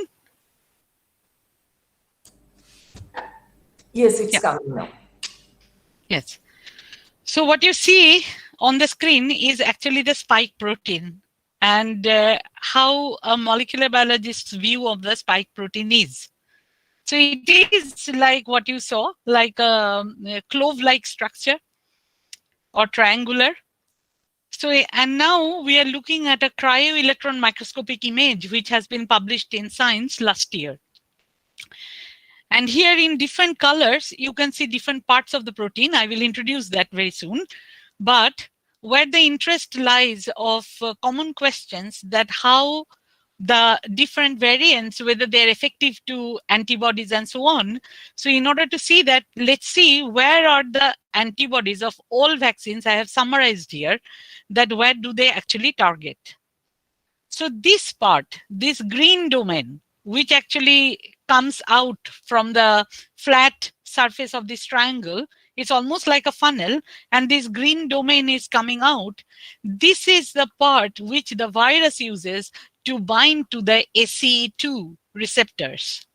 So this is the most important part for pathogenicity of the virus. This is the part which attaches to the host cell. So definitely the biopharma companies, I will not take names, have actually generated antibodies against this. Okay. So that means when you are vaccinated, you have with that particular vaccine, then you will have this antibody. So when the real virus will come with this receptor protein, this part, it will bind to it. The antibody will be effective.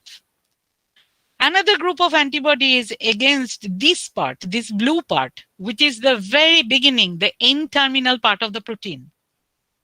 And there are antibodies which are targeting this. And then there are antibodies which are targeting more stable part of the protein, which is called Ace2 subunit. So this spike protein actually is very big. It's like 1270 amino acids. In protein, it's like 200 megadalton. It's very, very big. So this Ace2 subunit is the spike protein's base. Like a tree, the stalk goes to the soil. So this Ace2 subunit is with which it hooks to the membrane. And this N-terminus or this green part, receptor binding domain, this is how they attach to the cell. Now, here you can see actually a detailed description of the protein. So as I said, it's 1273 amino acids. And in different colors, it's different part of the protein is shown and same color code in this structure. So this blue part is the N-terminus domain, which is here. This green part is this extension, which is the receptor binding domain. So now, as I said, that the receptor binding domain is most important because this is what the virus would use to bind to the host cell. This one is 319 to 541 amino acid.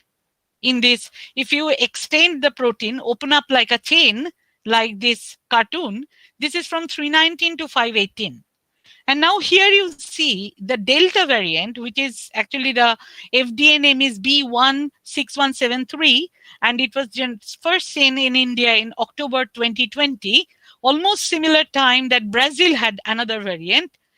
Most of the mutations, see, read just the numbers, 452, 484. These are like absolute tip here in the receptor binding domain. And then there are two mutations in the N-terminal domain, 19R and 142. So T is threonine that changed to arginine, and glycine to aspartic acid, leucine to arginine. So these mutations, so first two are in this N-terminus, and then these two on this receptor binding. And then the 614, 681, and 950, they are in the later region. They are mostly in the Ace2 region. So it's like a joke. So the virus is actually evolving in such a way that wherever the companies have developed their antibodies to bind, it is actually getting mutations in those regions. So I guess now you all understand the answer. So if you get only one antibody, and then even after getting that, get contracted with a mutant variant of virus, it can be Delta, can be the new one, Lambda or Epsilon or whatever. And if it has mutation in this particular domain for which you have antibody, then it will not work because the antibody recognizes a very small part, we call it epitope, of the actual big virus protein. So then that's why if you have combination of antibodies, that's why there are booster doses. Because when you are getting second dose from one particular vaccine or another vaccine, you are actually probably developing another type of antibody so that you have multiple protection. So even if one side of the virus is mutated and you are contracted by the virus, you might escape it. So I guess here I combine both the answers. That one question was infectivity of the Delta variant. And of course, you can imagine these Delta variants, the changes we have is leucine. Leucine is a hydrophobic amino acid, and it gets changed to a really reactive arginine, which is a positively charged and basic amino acid that will bind to our membrane receptors much more strongly. And here you see another change in the receptor E is a negatively charged aspartic acid, and that changes to glutamine. And glutamine also has amino group. So it is a polar amino acid. So that makes them actually a tighter binder to our membrane. And of course, that is what makes them more pathogenic. And then comes the second question I already answered, that why antibodies may not work. Because if the parts where the antibodies would bind, if the virus would mutate, then of course they will not work. So then it's a more philosophical discussion actually, that when will these mutations end? And the answer is probably it will not end unless and until we can actually develop this herd immunity that Dr. Roy talked about. Because this virus is RNA virus, and this virus is fooling our cells to use our system to produce protein and DNA. So our DNA replication system is actually high fidelity for copying our DNA. But when it copies the viral RNA, it makes mistakes.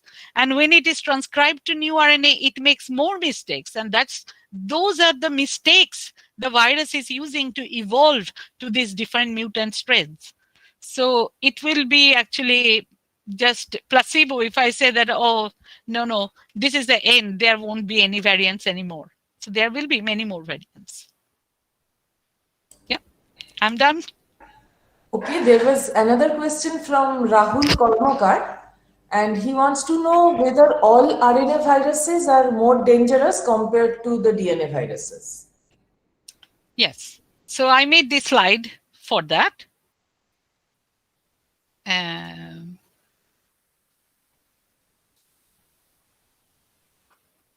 Just to give you an overview of what all diseases that you get from RNA virus and DNA viruses.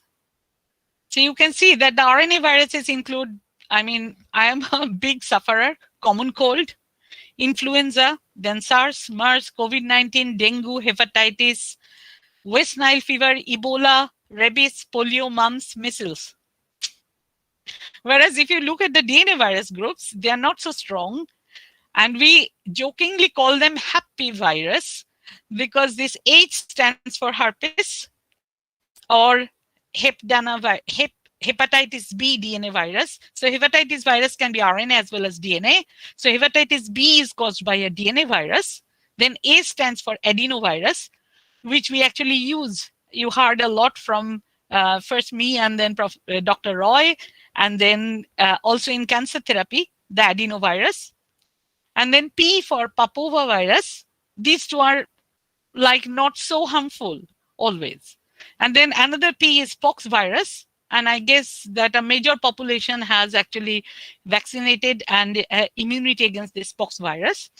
And then P is also parvovirus. This is the only single-stranded DNA virus reported so far.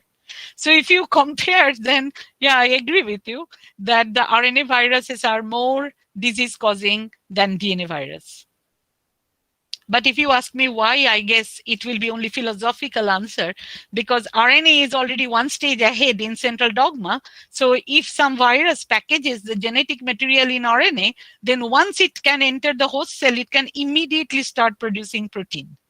So maybe that's why they are more pathogenic than DNA viruses. I stop sharing.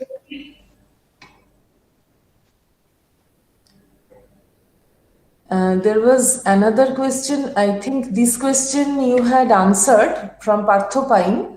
It says, after vaccinated, antibodies generated inside the body and cell memorizes the protein of the virus to fight against real virus. However, if the virus mutates, then what happens? Will the vaccine work as well? I think in your talk and also in the talk of Dr. Roy, this issue was clarified. And then, this question from Arinder Mukherjee, he wants to know, I guess he wants to know about molecular details. What is known about molecular details about the aspect of asymptomatic infection? I will like to have Dr. Roy on my side to answer this question. Yes. So I don't know if Dr. Roy, if you are there.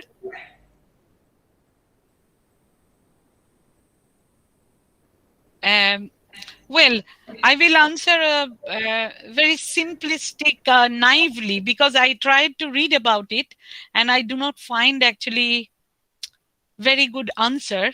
So yeah, Dr. Roy has logged in. So we can hear more from him because he touched upon the asymptomatic patients.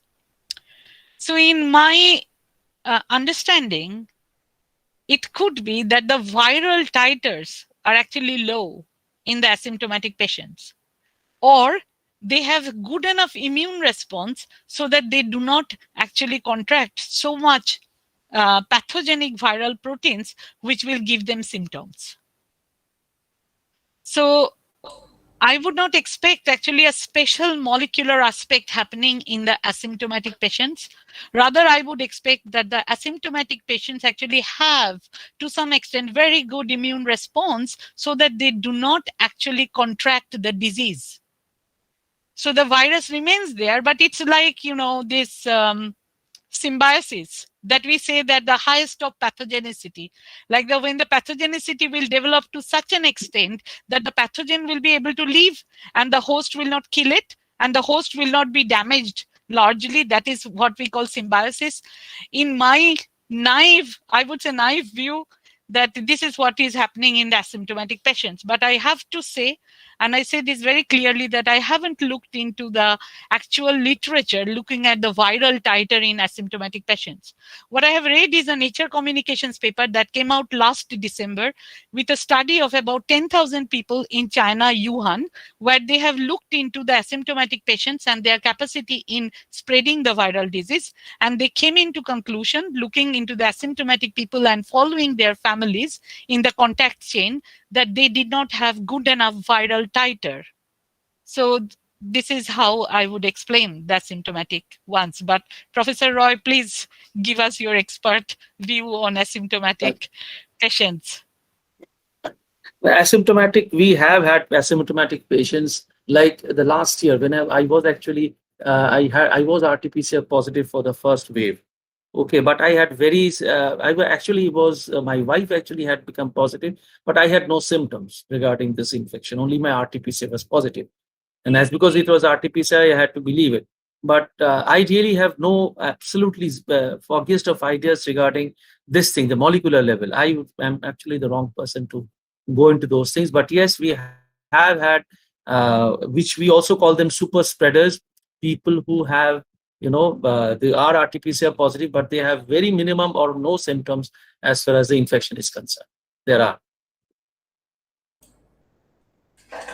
Thank you. I think the next question is for Dr. Roy. It is from Abhijit Ghosh. He asks, are the antibody cocktails effective and safe? Which are the best ones and at which time they should ideally be administered? The antibody cocktail, as of yesterday's news, they have fallen out of favor. But yes, antibody cocktails have been used, and they should be used in the first 3 to 4 days when the viral replication is happening. Okay, once the symptoms start and you become positive, it is a very touch and go affair, and it is actually used in patients who are mildly symptomatic. They cannot be given in moderately severe or severe patients, patients with very severe symptoms. Okay, so that is where the antibody cocktail works.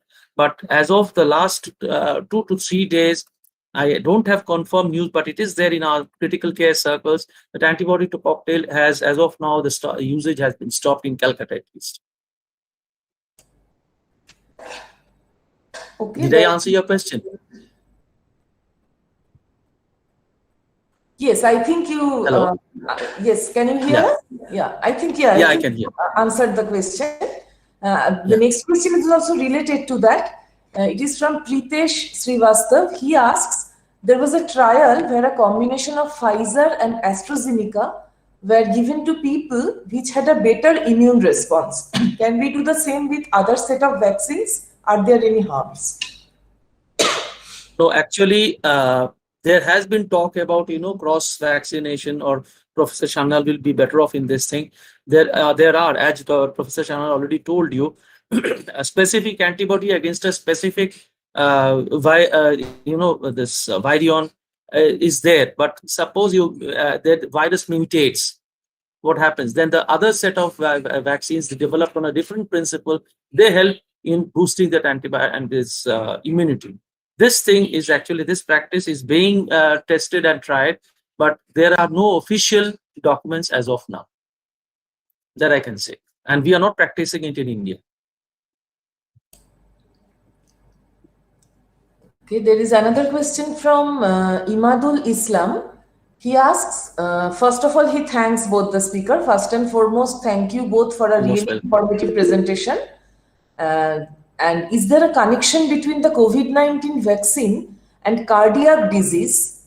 For example, myocarditis or pericarditis? What are the repercussions and remedies if that is the case? I mean, there are many reports which we are seeing where people are reporting cardiac failure after being infected by COVID. So I think in COVID infections, there are reported incidents where there has been myocarditis. Yes, it does affect. That is documented, and it also happened with me. My heart rate fell down to below 50. Okay, but I didn't feel anything. So it is a transient phase which happens once you control the infection, once you control the disease process and the inflammatory process, that thing also goes. But if the inflammatory process progresses, then it is very difficult to handle.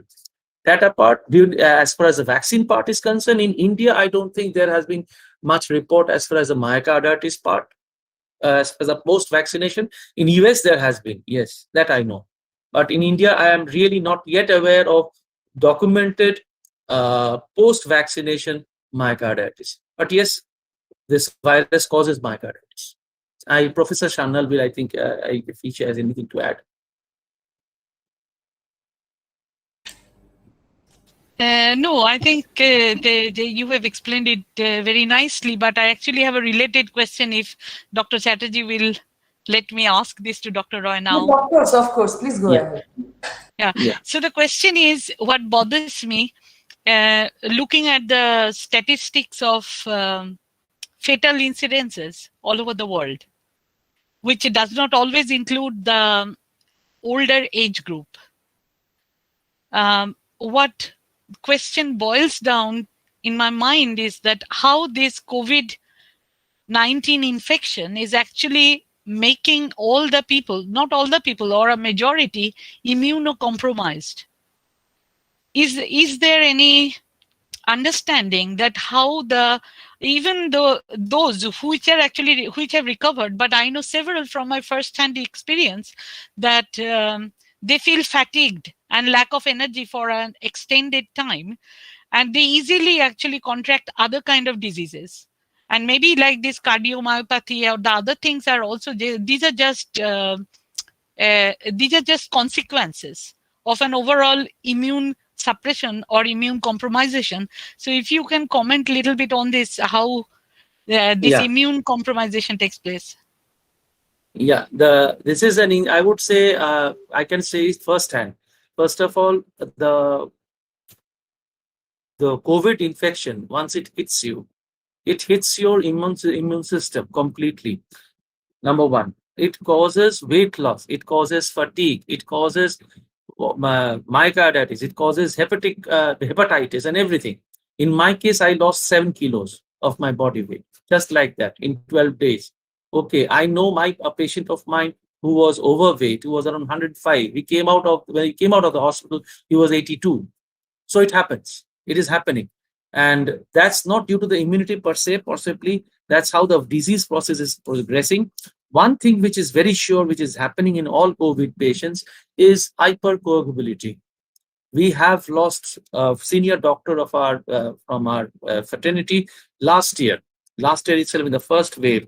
After 1.5 months, he suddenly has suffered a heart attack, documented. He went home. He was admitted in medical college. He was treated. He was fine. He was a surgeon. He went to Malta, back to his practicing place.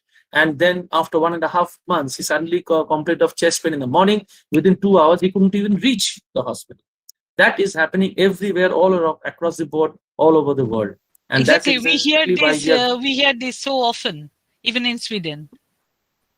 Yeah, and it is happening everywhere. And in Italy, where they first conducted the postmortems and everything, they actually found out that fibrosis and coagulation is one of the primary way this virus is affecting the body. And even now we have patients, even me myself, I am on blood thinners still. We are advising people actively to keep their blood on their D-dimers, to check their D-dimers, which is it's a coagulation, it's a marker, and to keep them on the lower side, because there has been documentation of thrombosis, whether cardiac or cerebral or whatever, more cardiac.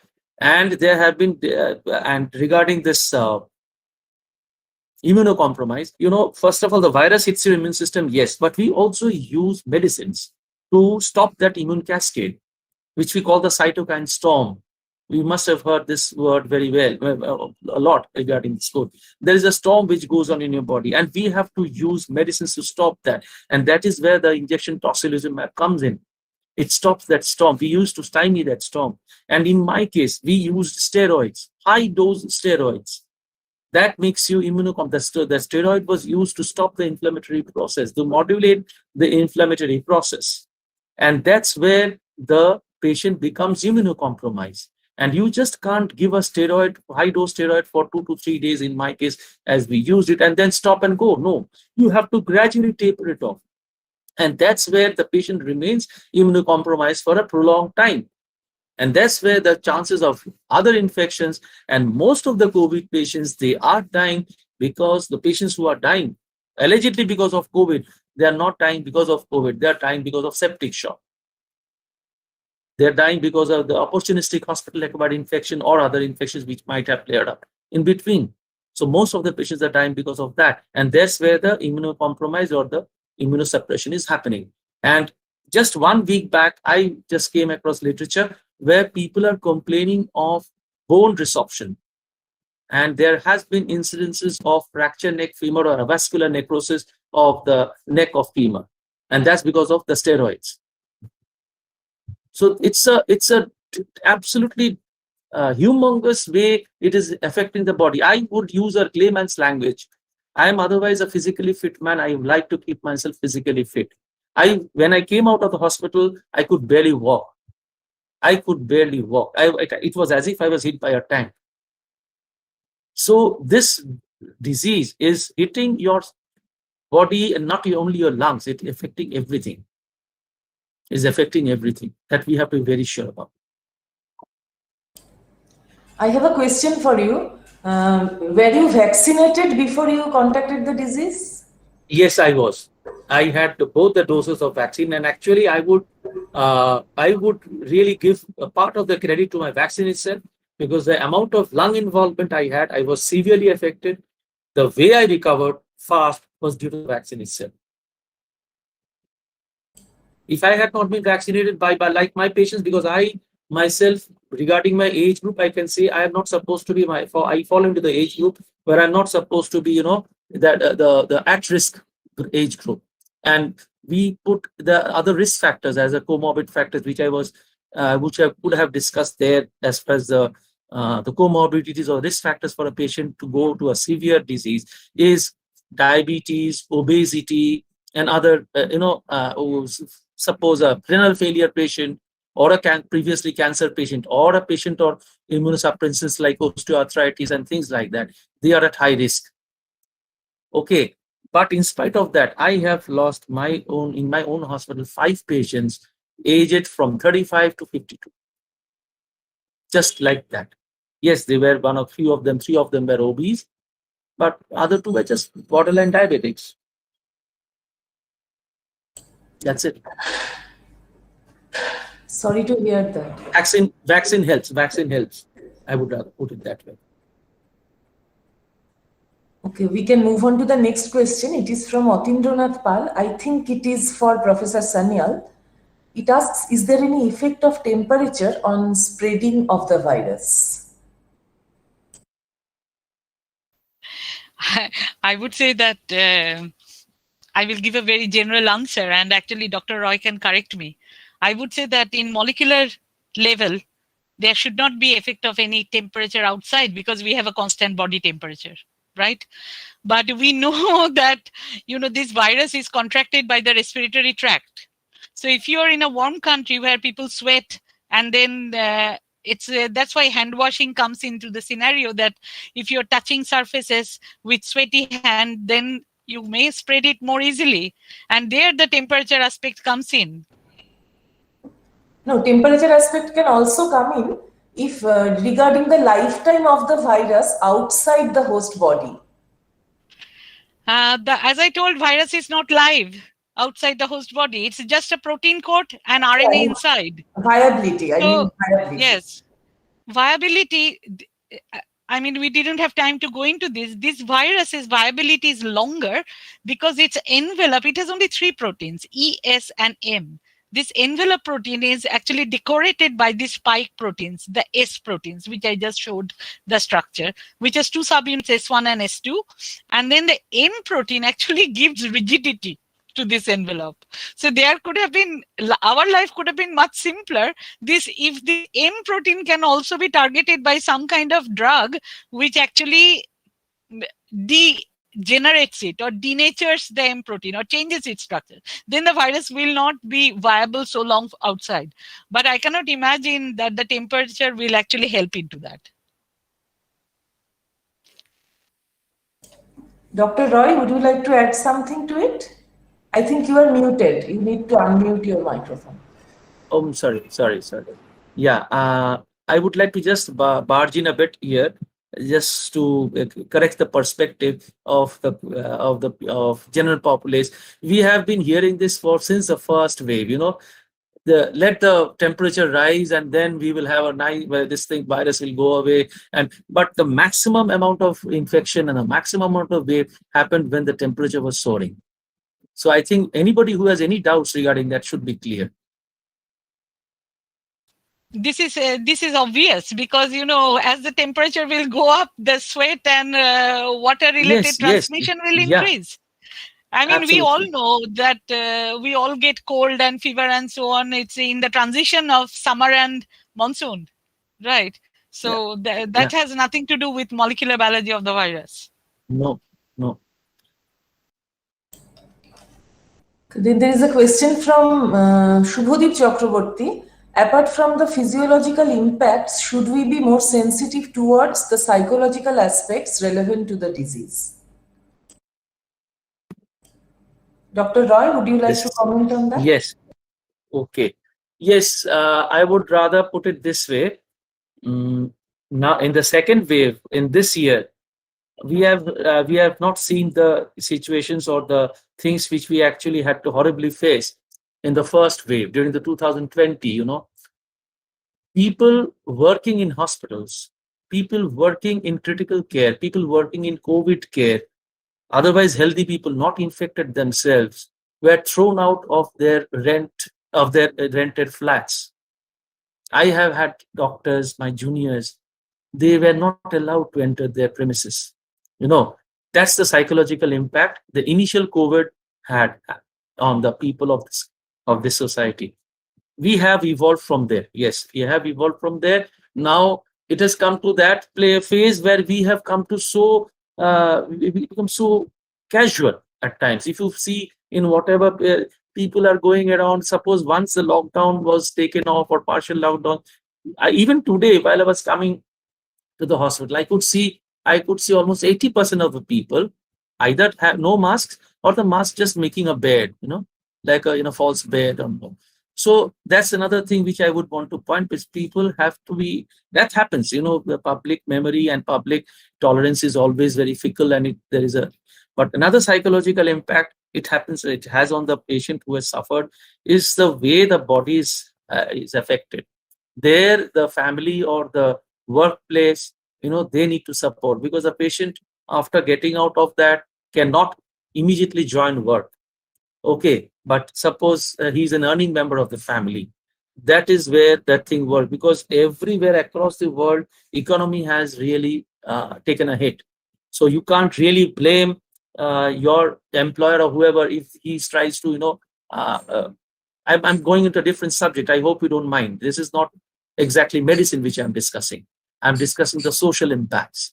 Okay, where the proprietor or whoever has to really, because his earnings may have taken a hit. So these things, it's a vicious cycle. It's a vicious cycle. So where the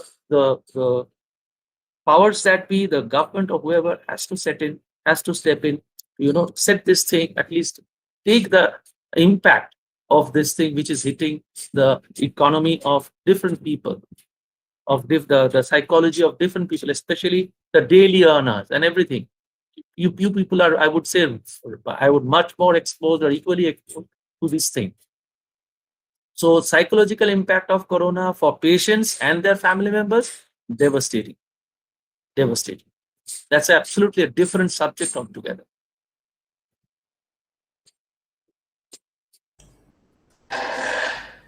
Okay, we have time for, let's take a couple of more questions, then I think we should try to close the session. So there is a question from Indrani Kaur. Why some young people are getting infected severely during the second wave without having any comorbidities? How can it be stopped before severity? I think it's a question for me. I think so. Yeah. Thing is, I told you I have lost 5 of relatively young patients from 35 to 50. 3 of them were obese. Yes, I understand, but 2 of them were not. Even I am no non-diabetic. I am not obese. So this thing can affect anybody, but this time around, the which I got affected with or infected with is a COVID mutant variety. Okay, and mutant variety is typically more deadly than the earlier one. And so this time around, yeah, even young people are getting affected. And Professor Shannal will also be in a better position to say that this talk about a third wave affecting the children, I don't know, but there may be might be a mutation where even children's lung mucosa might be affected. In the first wave, we were talking about older people because the coronavirus usually typically was affecting because of the different comorbidities that people had. But this time around, the virus has bypassed that, and it is affecting people, relatively healthy people. And there is no way except for vaccination to prevent that. You have to vaccinate. You have to vaccinate yourself. There's no other way out. If I may just add one sentence to it, that is, Dr. Roy very nicely said in his previous answer about the casual attitude of the common people during the second wave. And that is absolutely dangerous. That is absolutely dangerous. And this casual attitude, and I mean, there is no reason that we can classify different age group for such behavior. But if there is recklessness associated with your daily routine, if you do not want to follow, and if you do not want to understand how severe it is, then this disease will not spare any age group. And if this recklessness comes more from the young people in the second wave, of course, they will be more infected. So, of course, without any statistics, it's hard to say this. And this comment is a very general comment. But I would say that this could be one reason why more young people have been contracted by this disease without having any comorbidities during the second wave. As Dr. Roy mentioned, that on his way to the hospital, he hardly saw people wearing masks. My brother constantly says that people troll him, joke him, if he is trying to wear mask during his shopping in the market. So it's that's a serious concern. Yes. We all have to be responsible, that's all.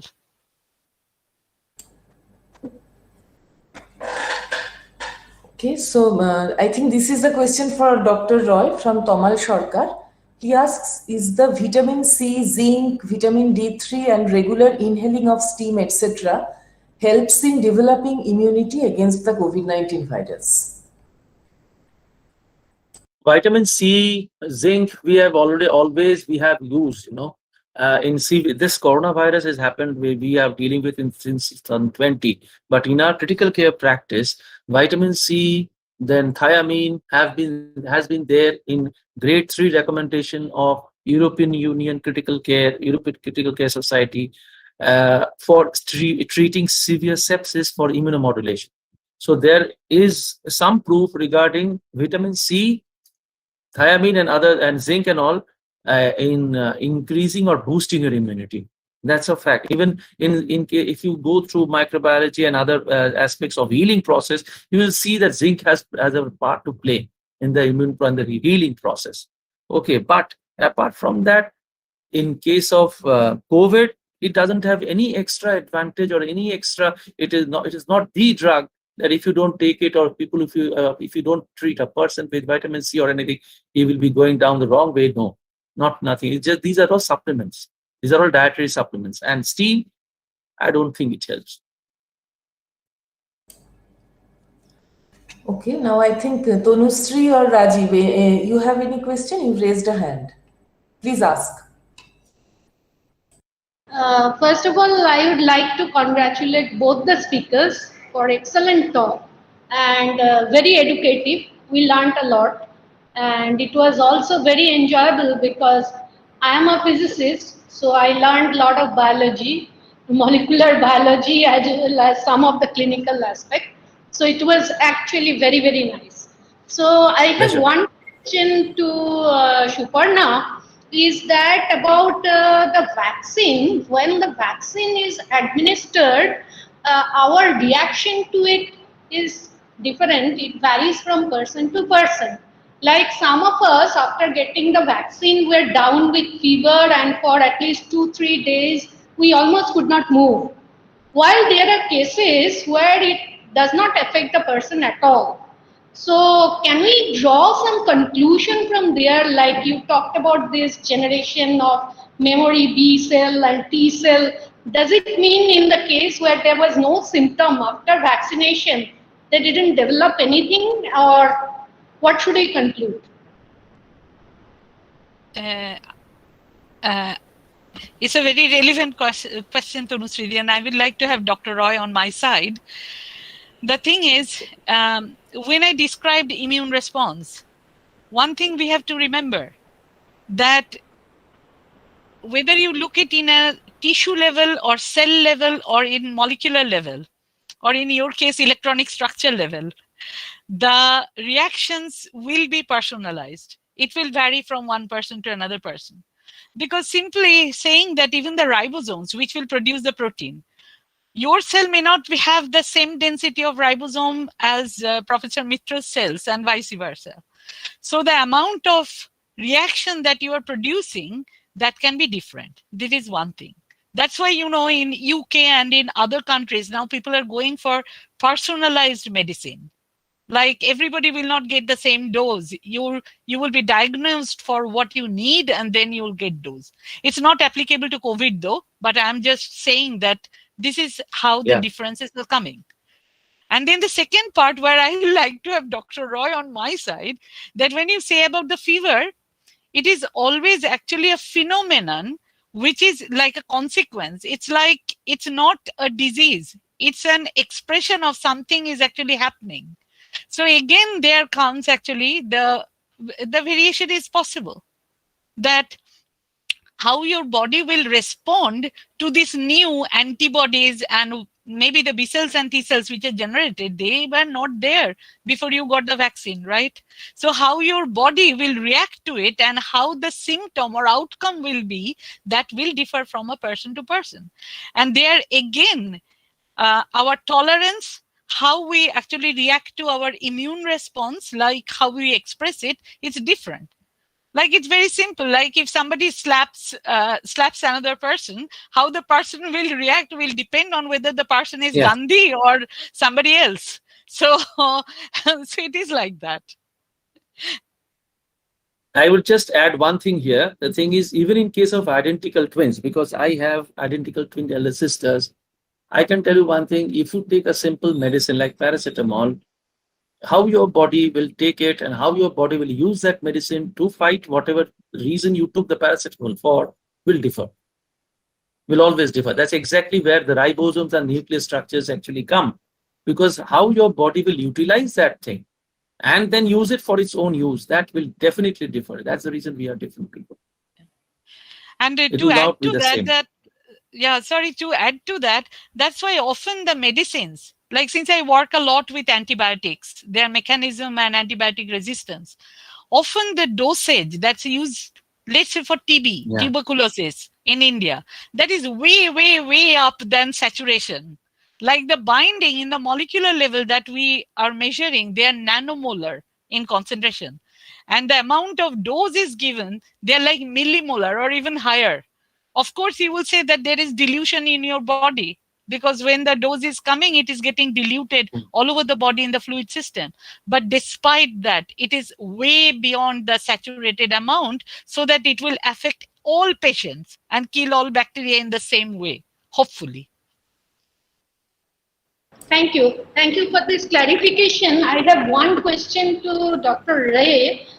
Since we have a residential program, student program, we have many students on campus. And as you said, actually this disease can progress very rapidly. Going from your mild to the severe can happen, very quickly before you really realize it. So Yeah. would you suggest, some, infrastructure that we can build inside the campus in terms of, having some, I don't know, oxygen concentrator or something, whether that is recommendable? I mean, before we arrange for a bed in the hospital, is there anything that can be done from our side? I mean, we are First really of all, worried because we have about 150 students on campus, and that's a big responsibility. yeah, that's a very important question. That's a very important thought, because because it talks about the responsibility which your people are taking. You are responsible for these students and all.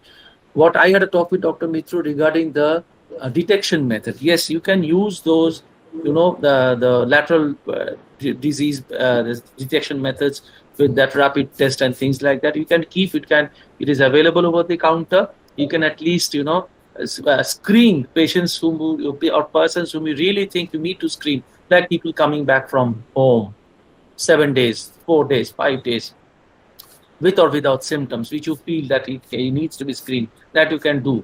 Regarding the infrastructure you need, there is no end to it.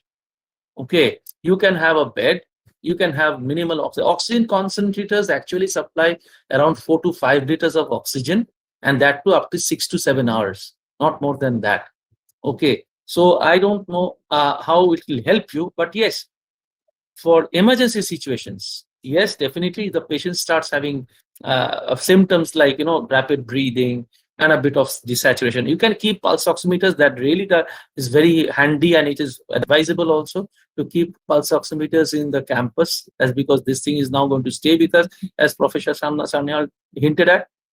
You can keep pulse oximeters, you can keep thermometers. You must be having thermometers and other medical camp or whatever inside the campus, but you can include a pulse oximeter, and you can actually keep a proper oxygen supply system, permanent oxygen supply system in the premises, because these are usually, I would say, non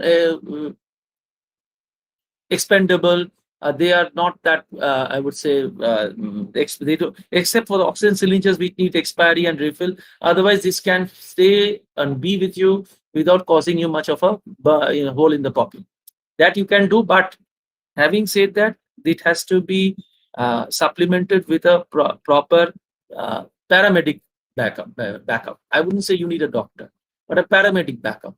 Most of the things can be handled in the initial stages by paramedic backup. Thereafter, if you can handle it that way, of course, as Dr. Mitra that day we were discussing, suppose you don't immediately get a bed, at least to keep the person over there 3 to 4 or 5 hours and go on searching where you can get a bed. We can also contact me. I'll also help out people who may know. We will do that. But the thing is, between that period where you got first, the patient got sick, and the patient gets proper care in a proper setup, that you can at least try. But as happened with the best of situations, best of countries in the world like the US and the UK, even the best setups are not enough to deal with any patient if he goes bad. That's one we have to realize. But yes, as because you are running an institute where you will be held responsible medico legally for anything happens, you can have that. You can have it. A paramedic with a doctor on call, where he will come or he can come and see. Not necessarily he stays in campus, and a basic oxygen supply system, and the medications that they're all available. You can always them very well. Actually, Corona or COVID really doesn't need a lot of medicines. Basic medicines it needs. So it's not a big deal that way also. That you can do. But really don't exert yourself or spend money in setting up a setup where comparable to any medical setup in the city. No, that is, I would say that will be resource crunchy, and that will be not advisable. Yeah, it will be taking a lot of responsibility on yourself. Yeah, sure. We do understand that, of course, we don't want to create a hospital, but just like, yes, if we are searching for a bed, emergency. at least somebody is thinking, we can at least give some oxygen or something. Okay, yeah. Thank you so much. I think Rajiv has. I have a very just one question, a very academic question to Professor Sanyal, that regarding the nomenclature of the variant, like 8.1.617. So how does this nomenclature come? Actually, I can copy paste the this nomenclatures. This I read it in this. Basically, this is coming from CDC, Center for Disease Control and Prevention, in UK. So what they have done is that they started actually giving any mutant variant a number with B.1. So I would say that it's just their catalog number. Okay. It's not something that's specifically given with the amino acid number or something. I was actually thinking that maybe it has a relation, Right. but then as soon as I read the details, like alpha variant is also called B.1.1.7. Right. Beta variant is B.1.351. So I believe that this is just their catalog that starts with B.1, and then they just put these numbers. Okay, so looking at the nomenclature, one doesn't understand the variant or Not at all. not at all. all. Okay. No. And the funny thing is that it's B.1.617, which is Delta, that is also nomenclatured as Kappa variant, which is the Brazil variant of October 2020. Because they have overlapping mutations. Okay. I didn't know this. Okay, thank you. So, Shakuntala, it is fine with me. No, any other question from anybody? You can also unmute your microphone and ask the questions directly. Yeah, so Professor Sanyal has sent a link. I think that explains the nomenclature convention. Any other question from anybody else?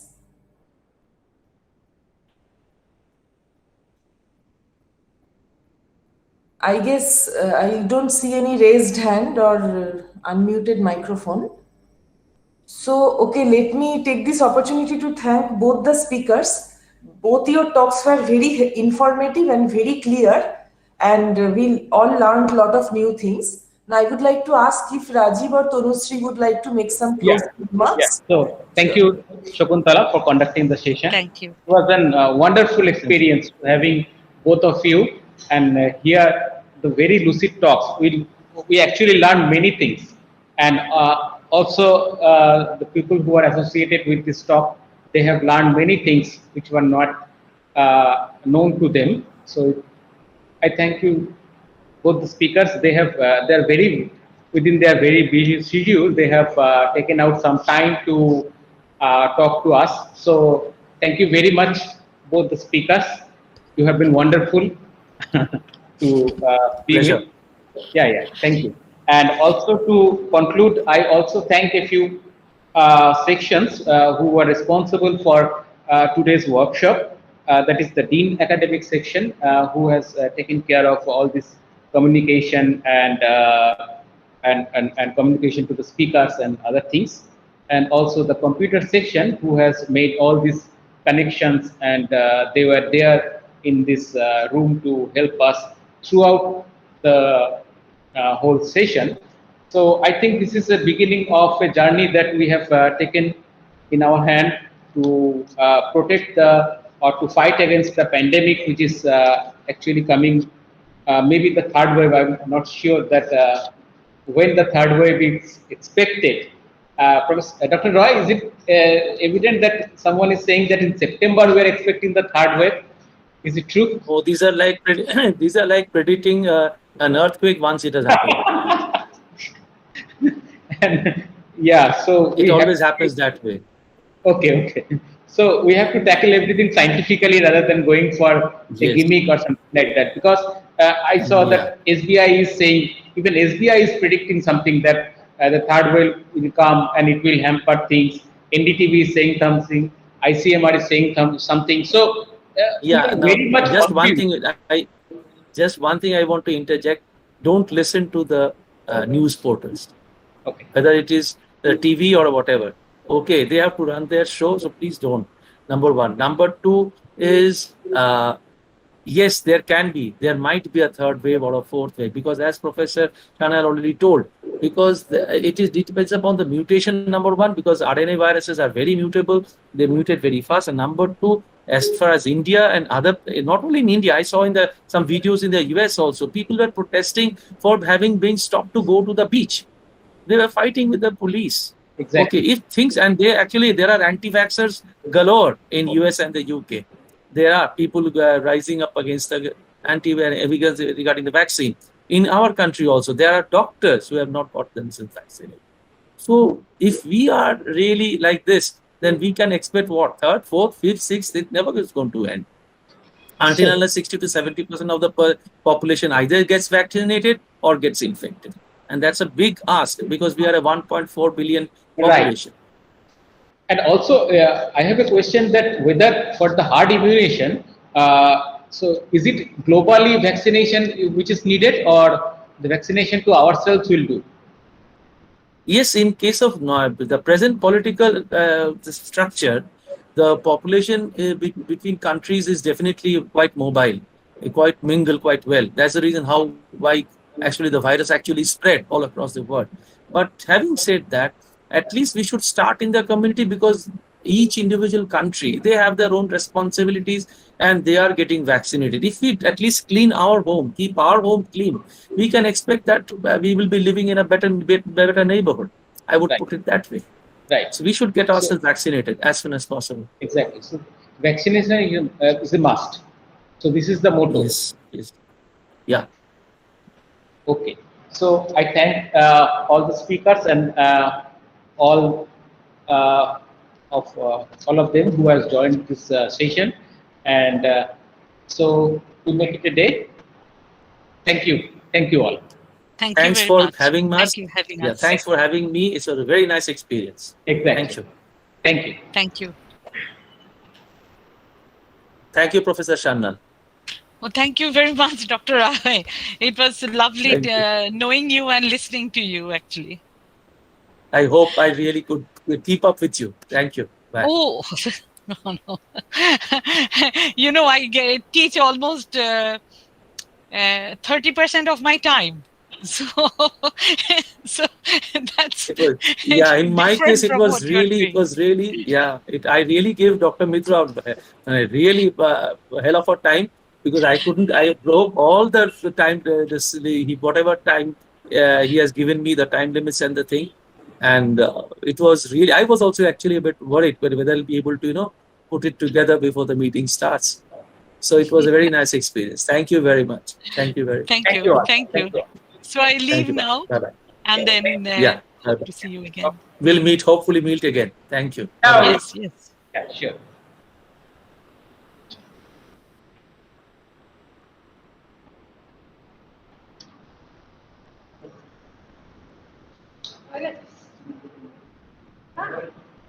I just don't know whether there were any comments in the YouTube channel. There were no comments. Only 14 people are.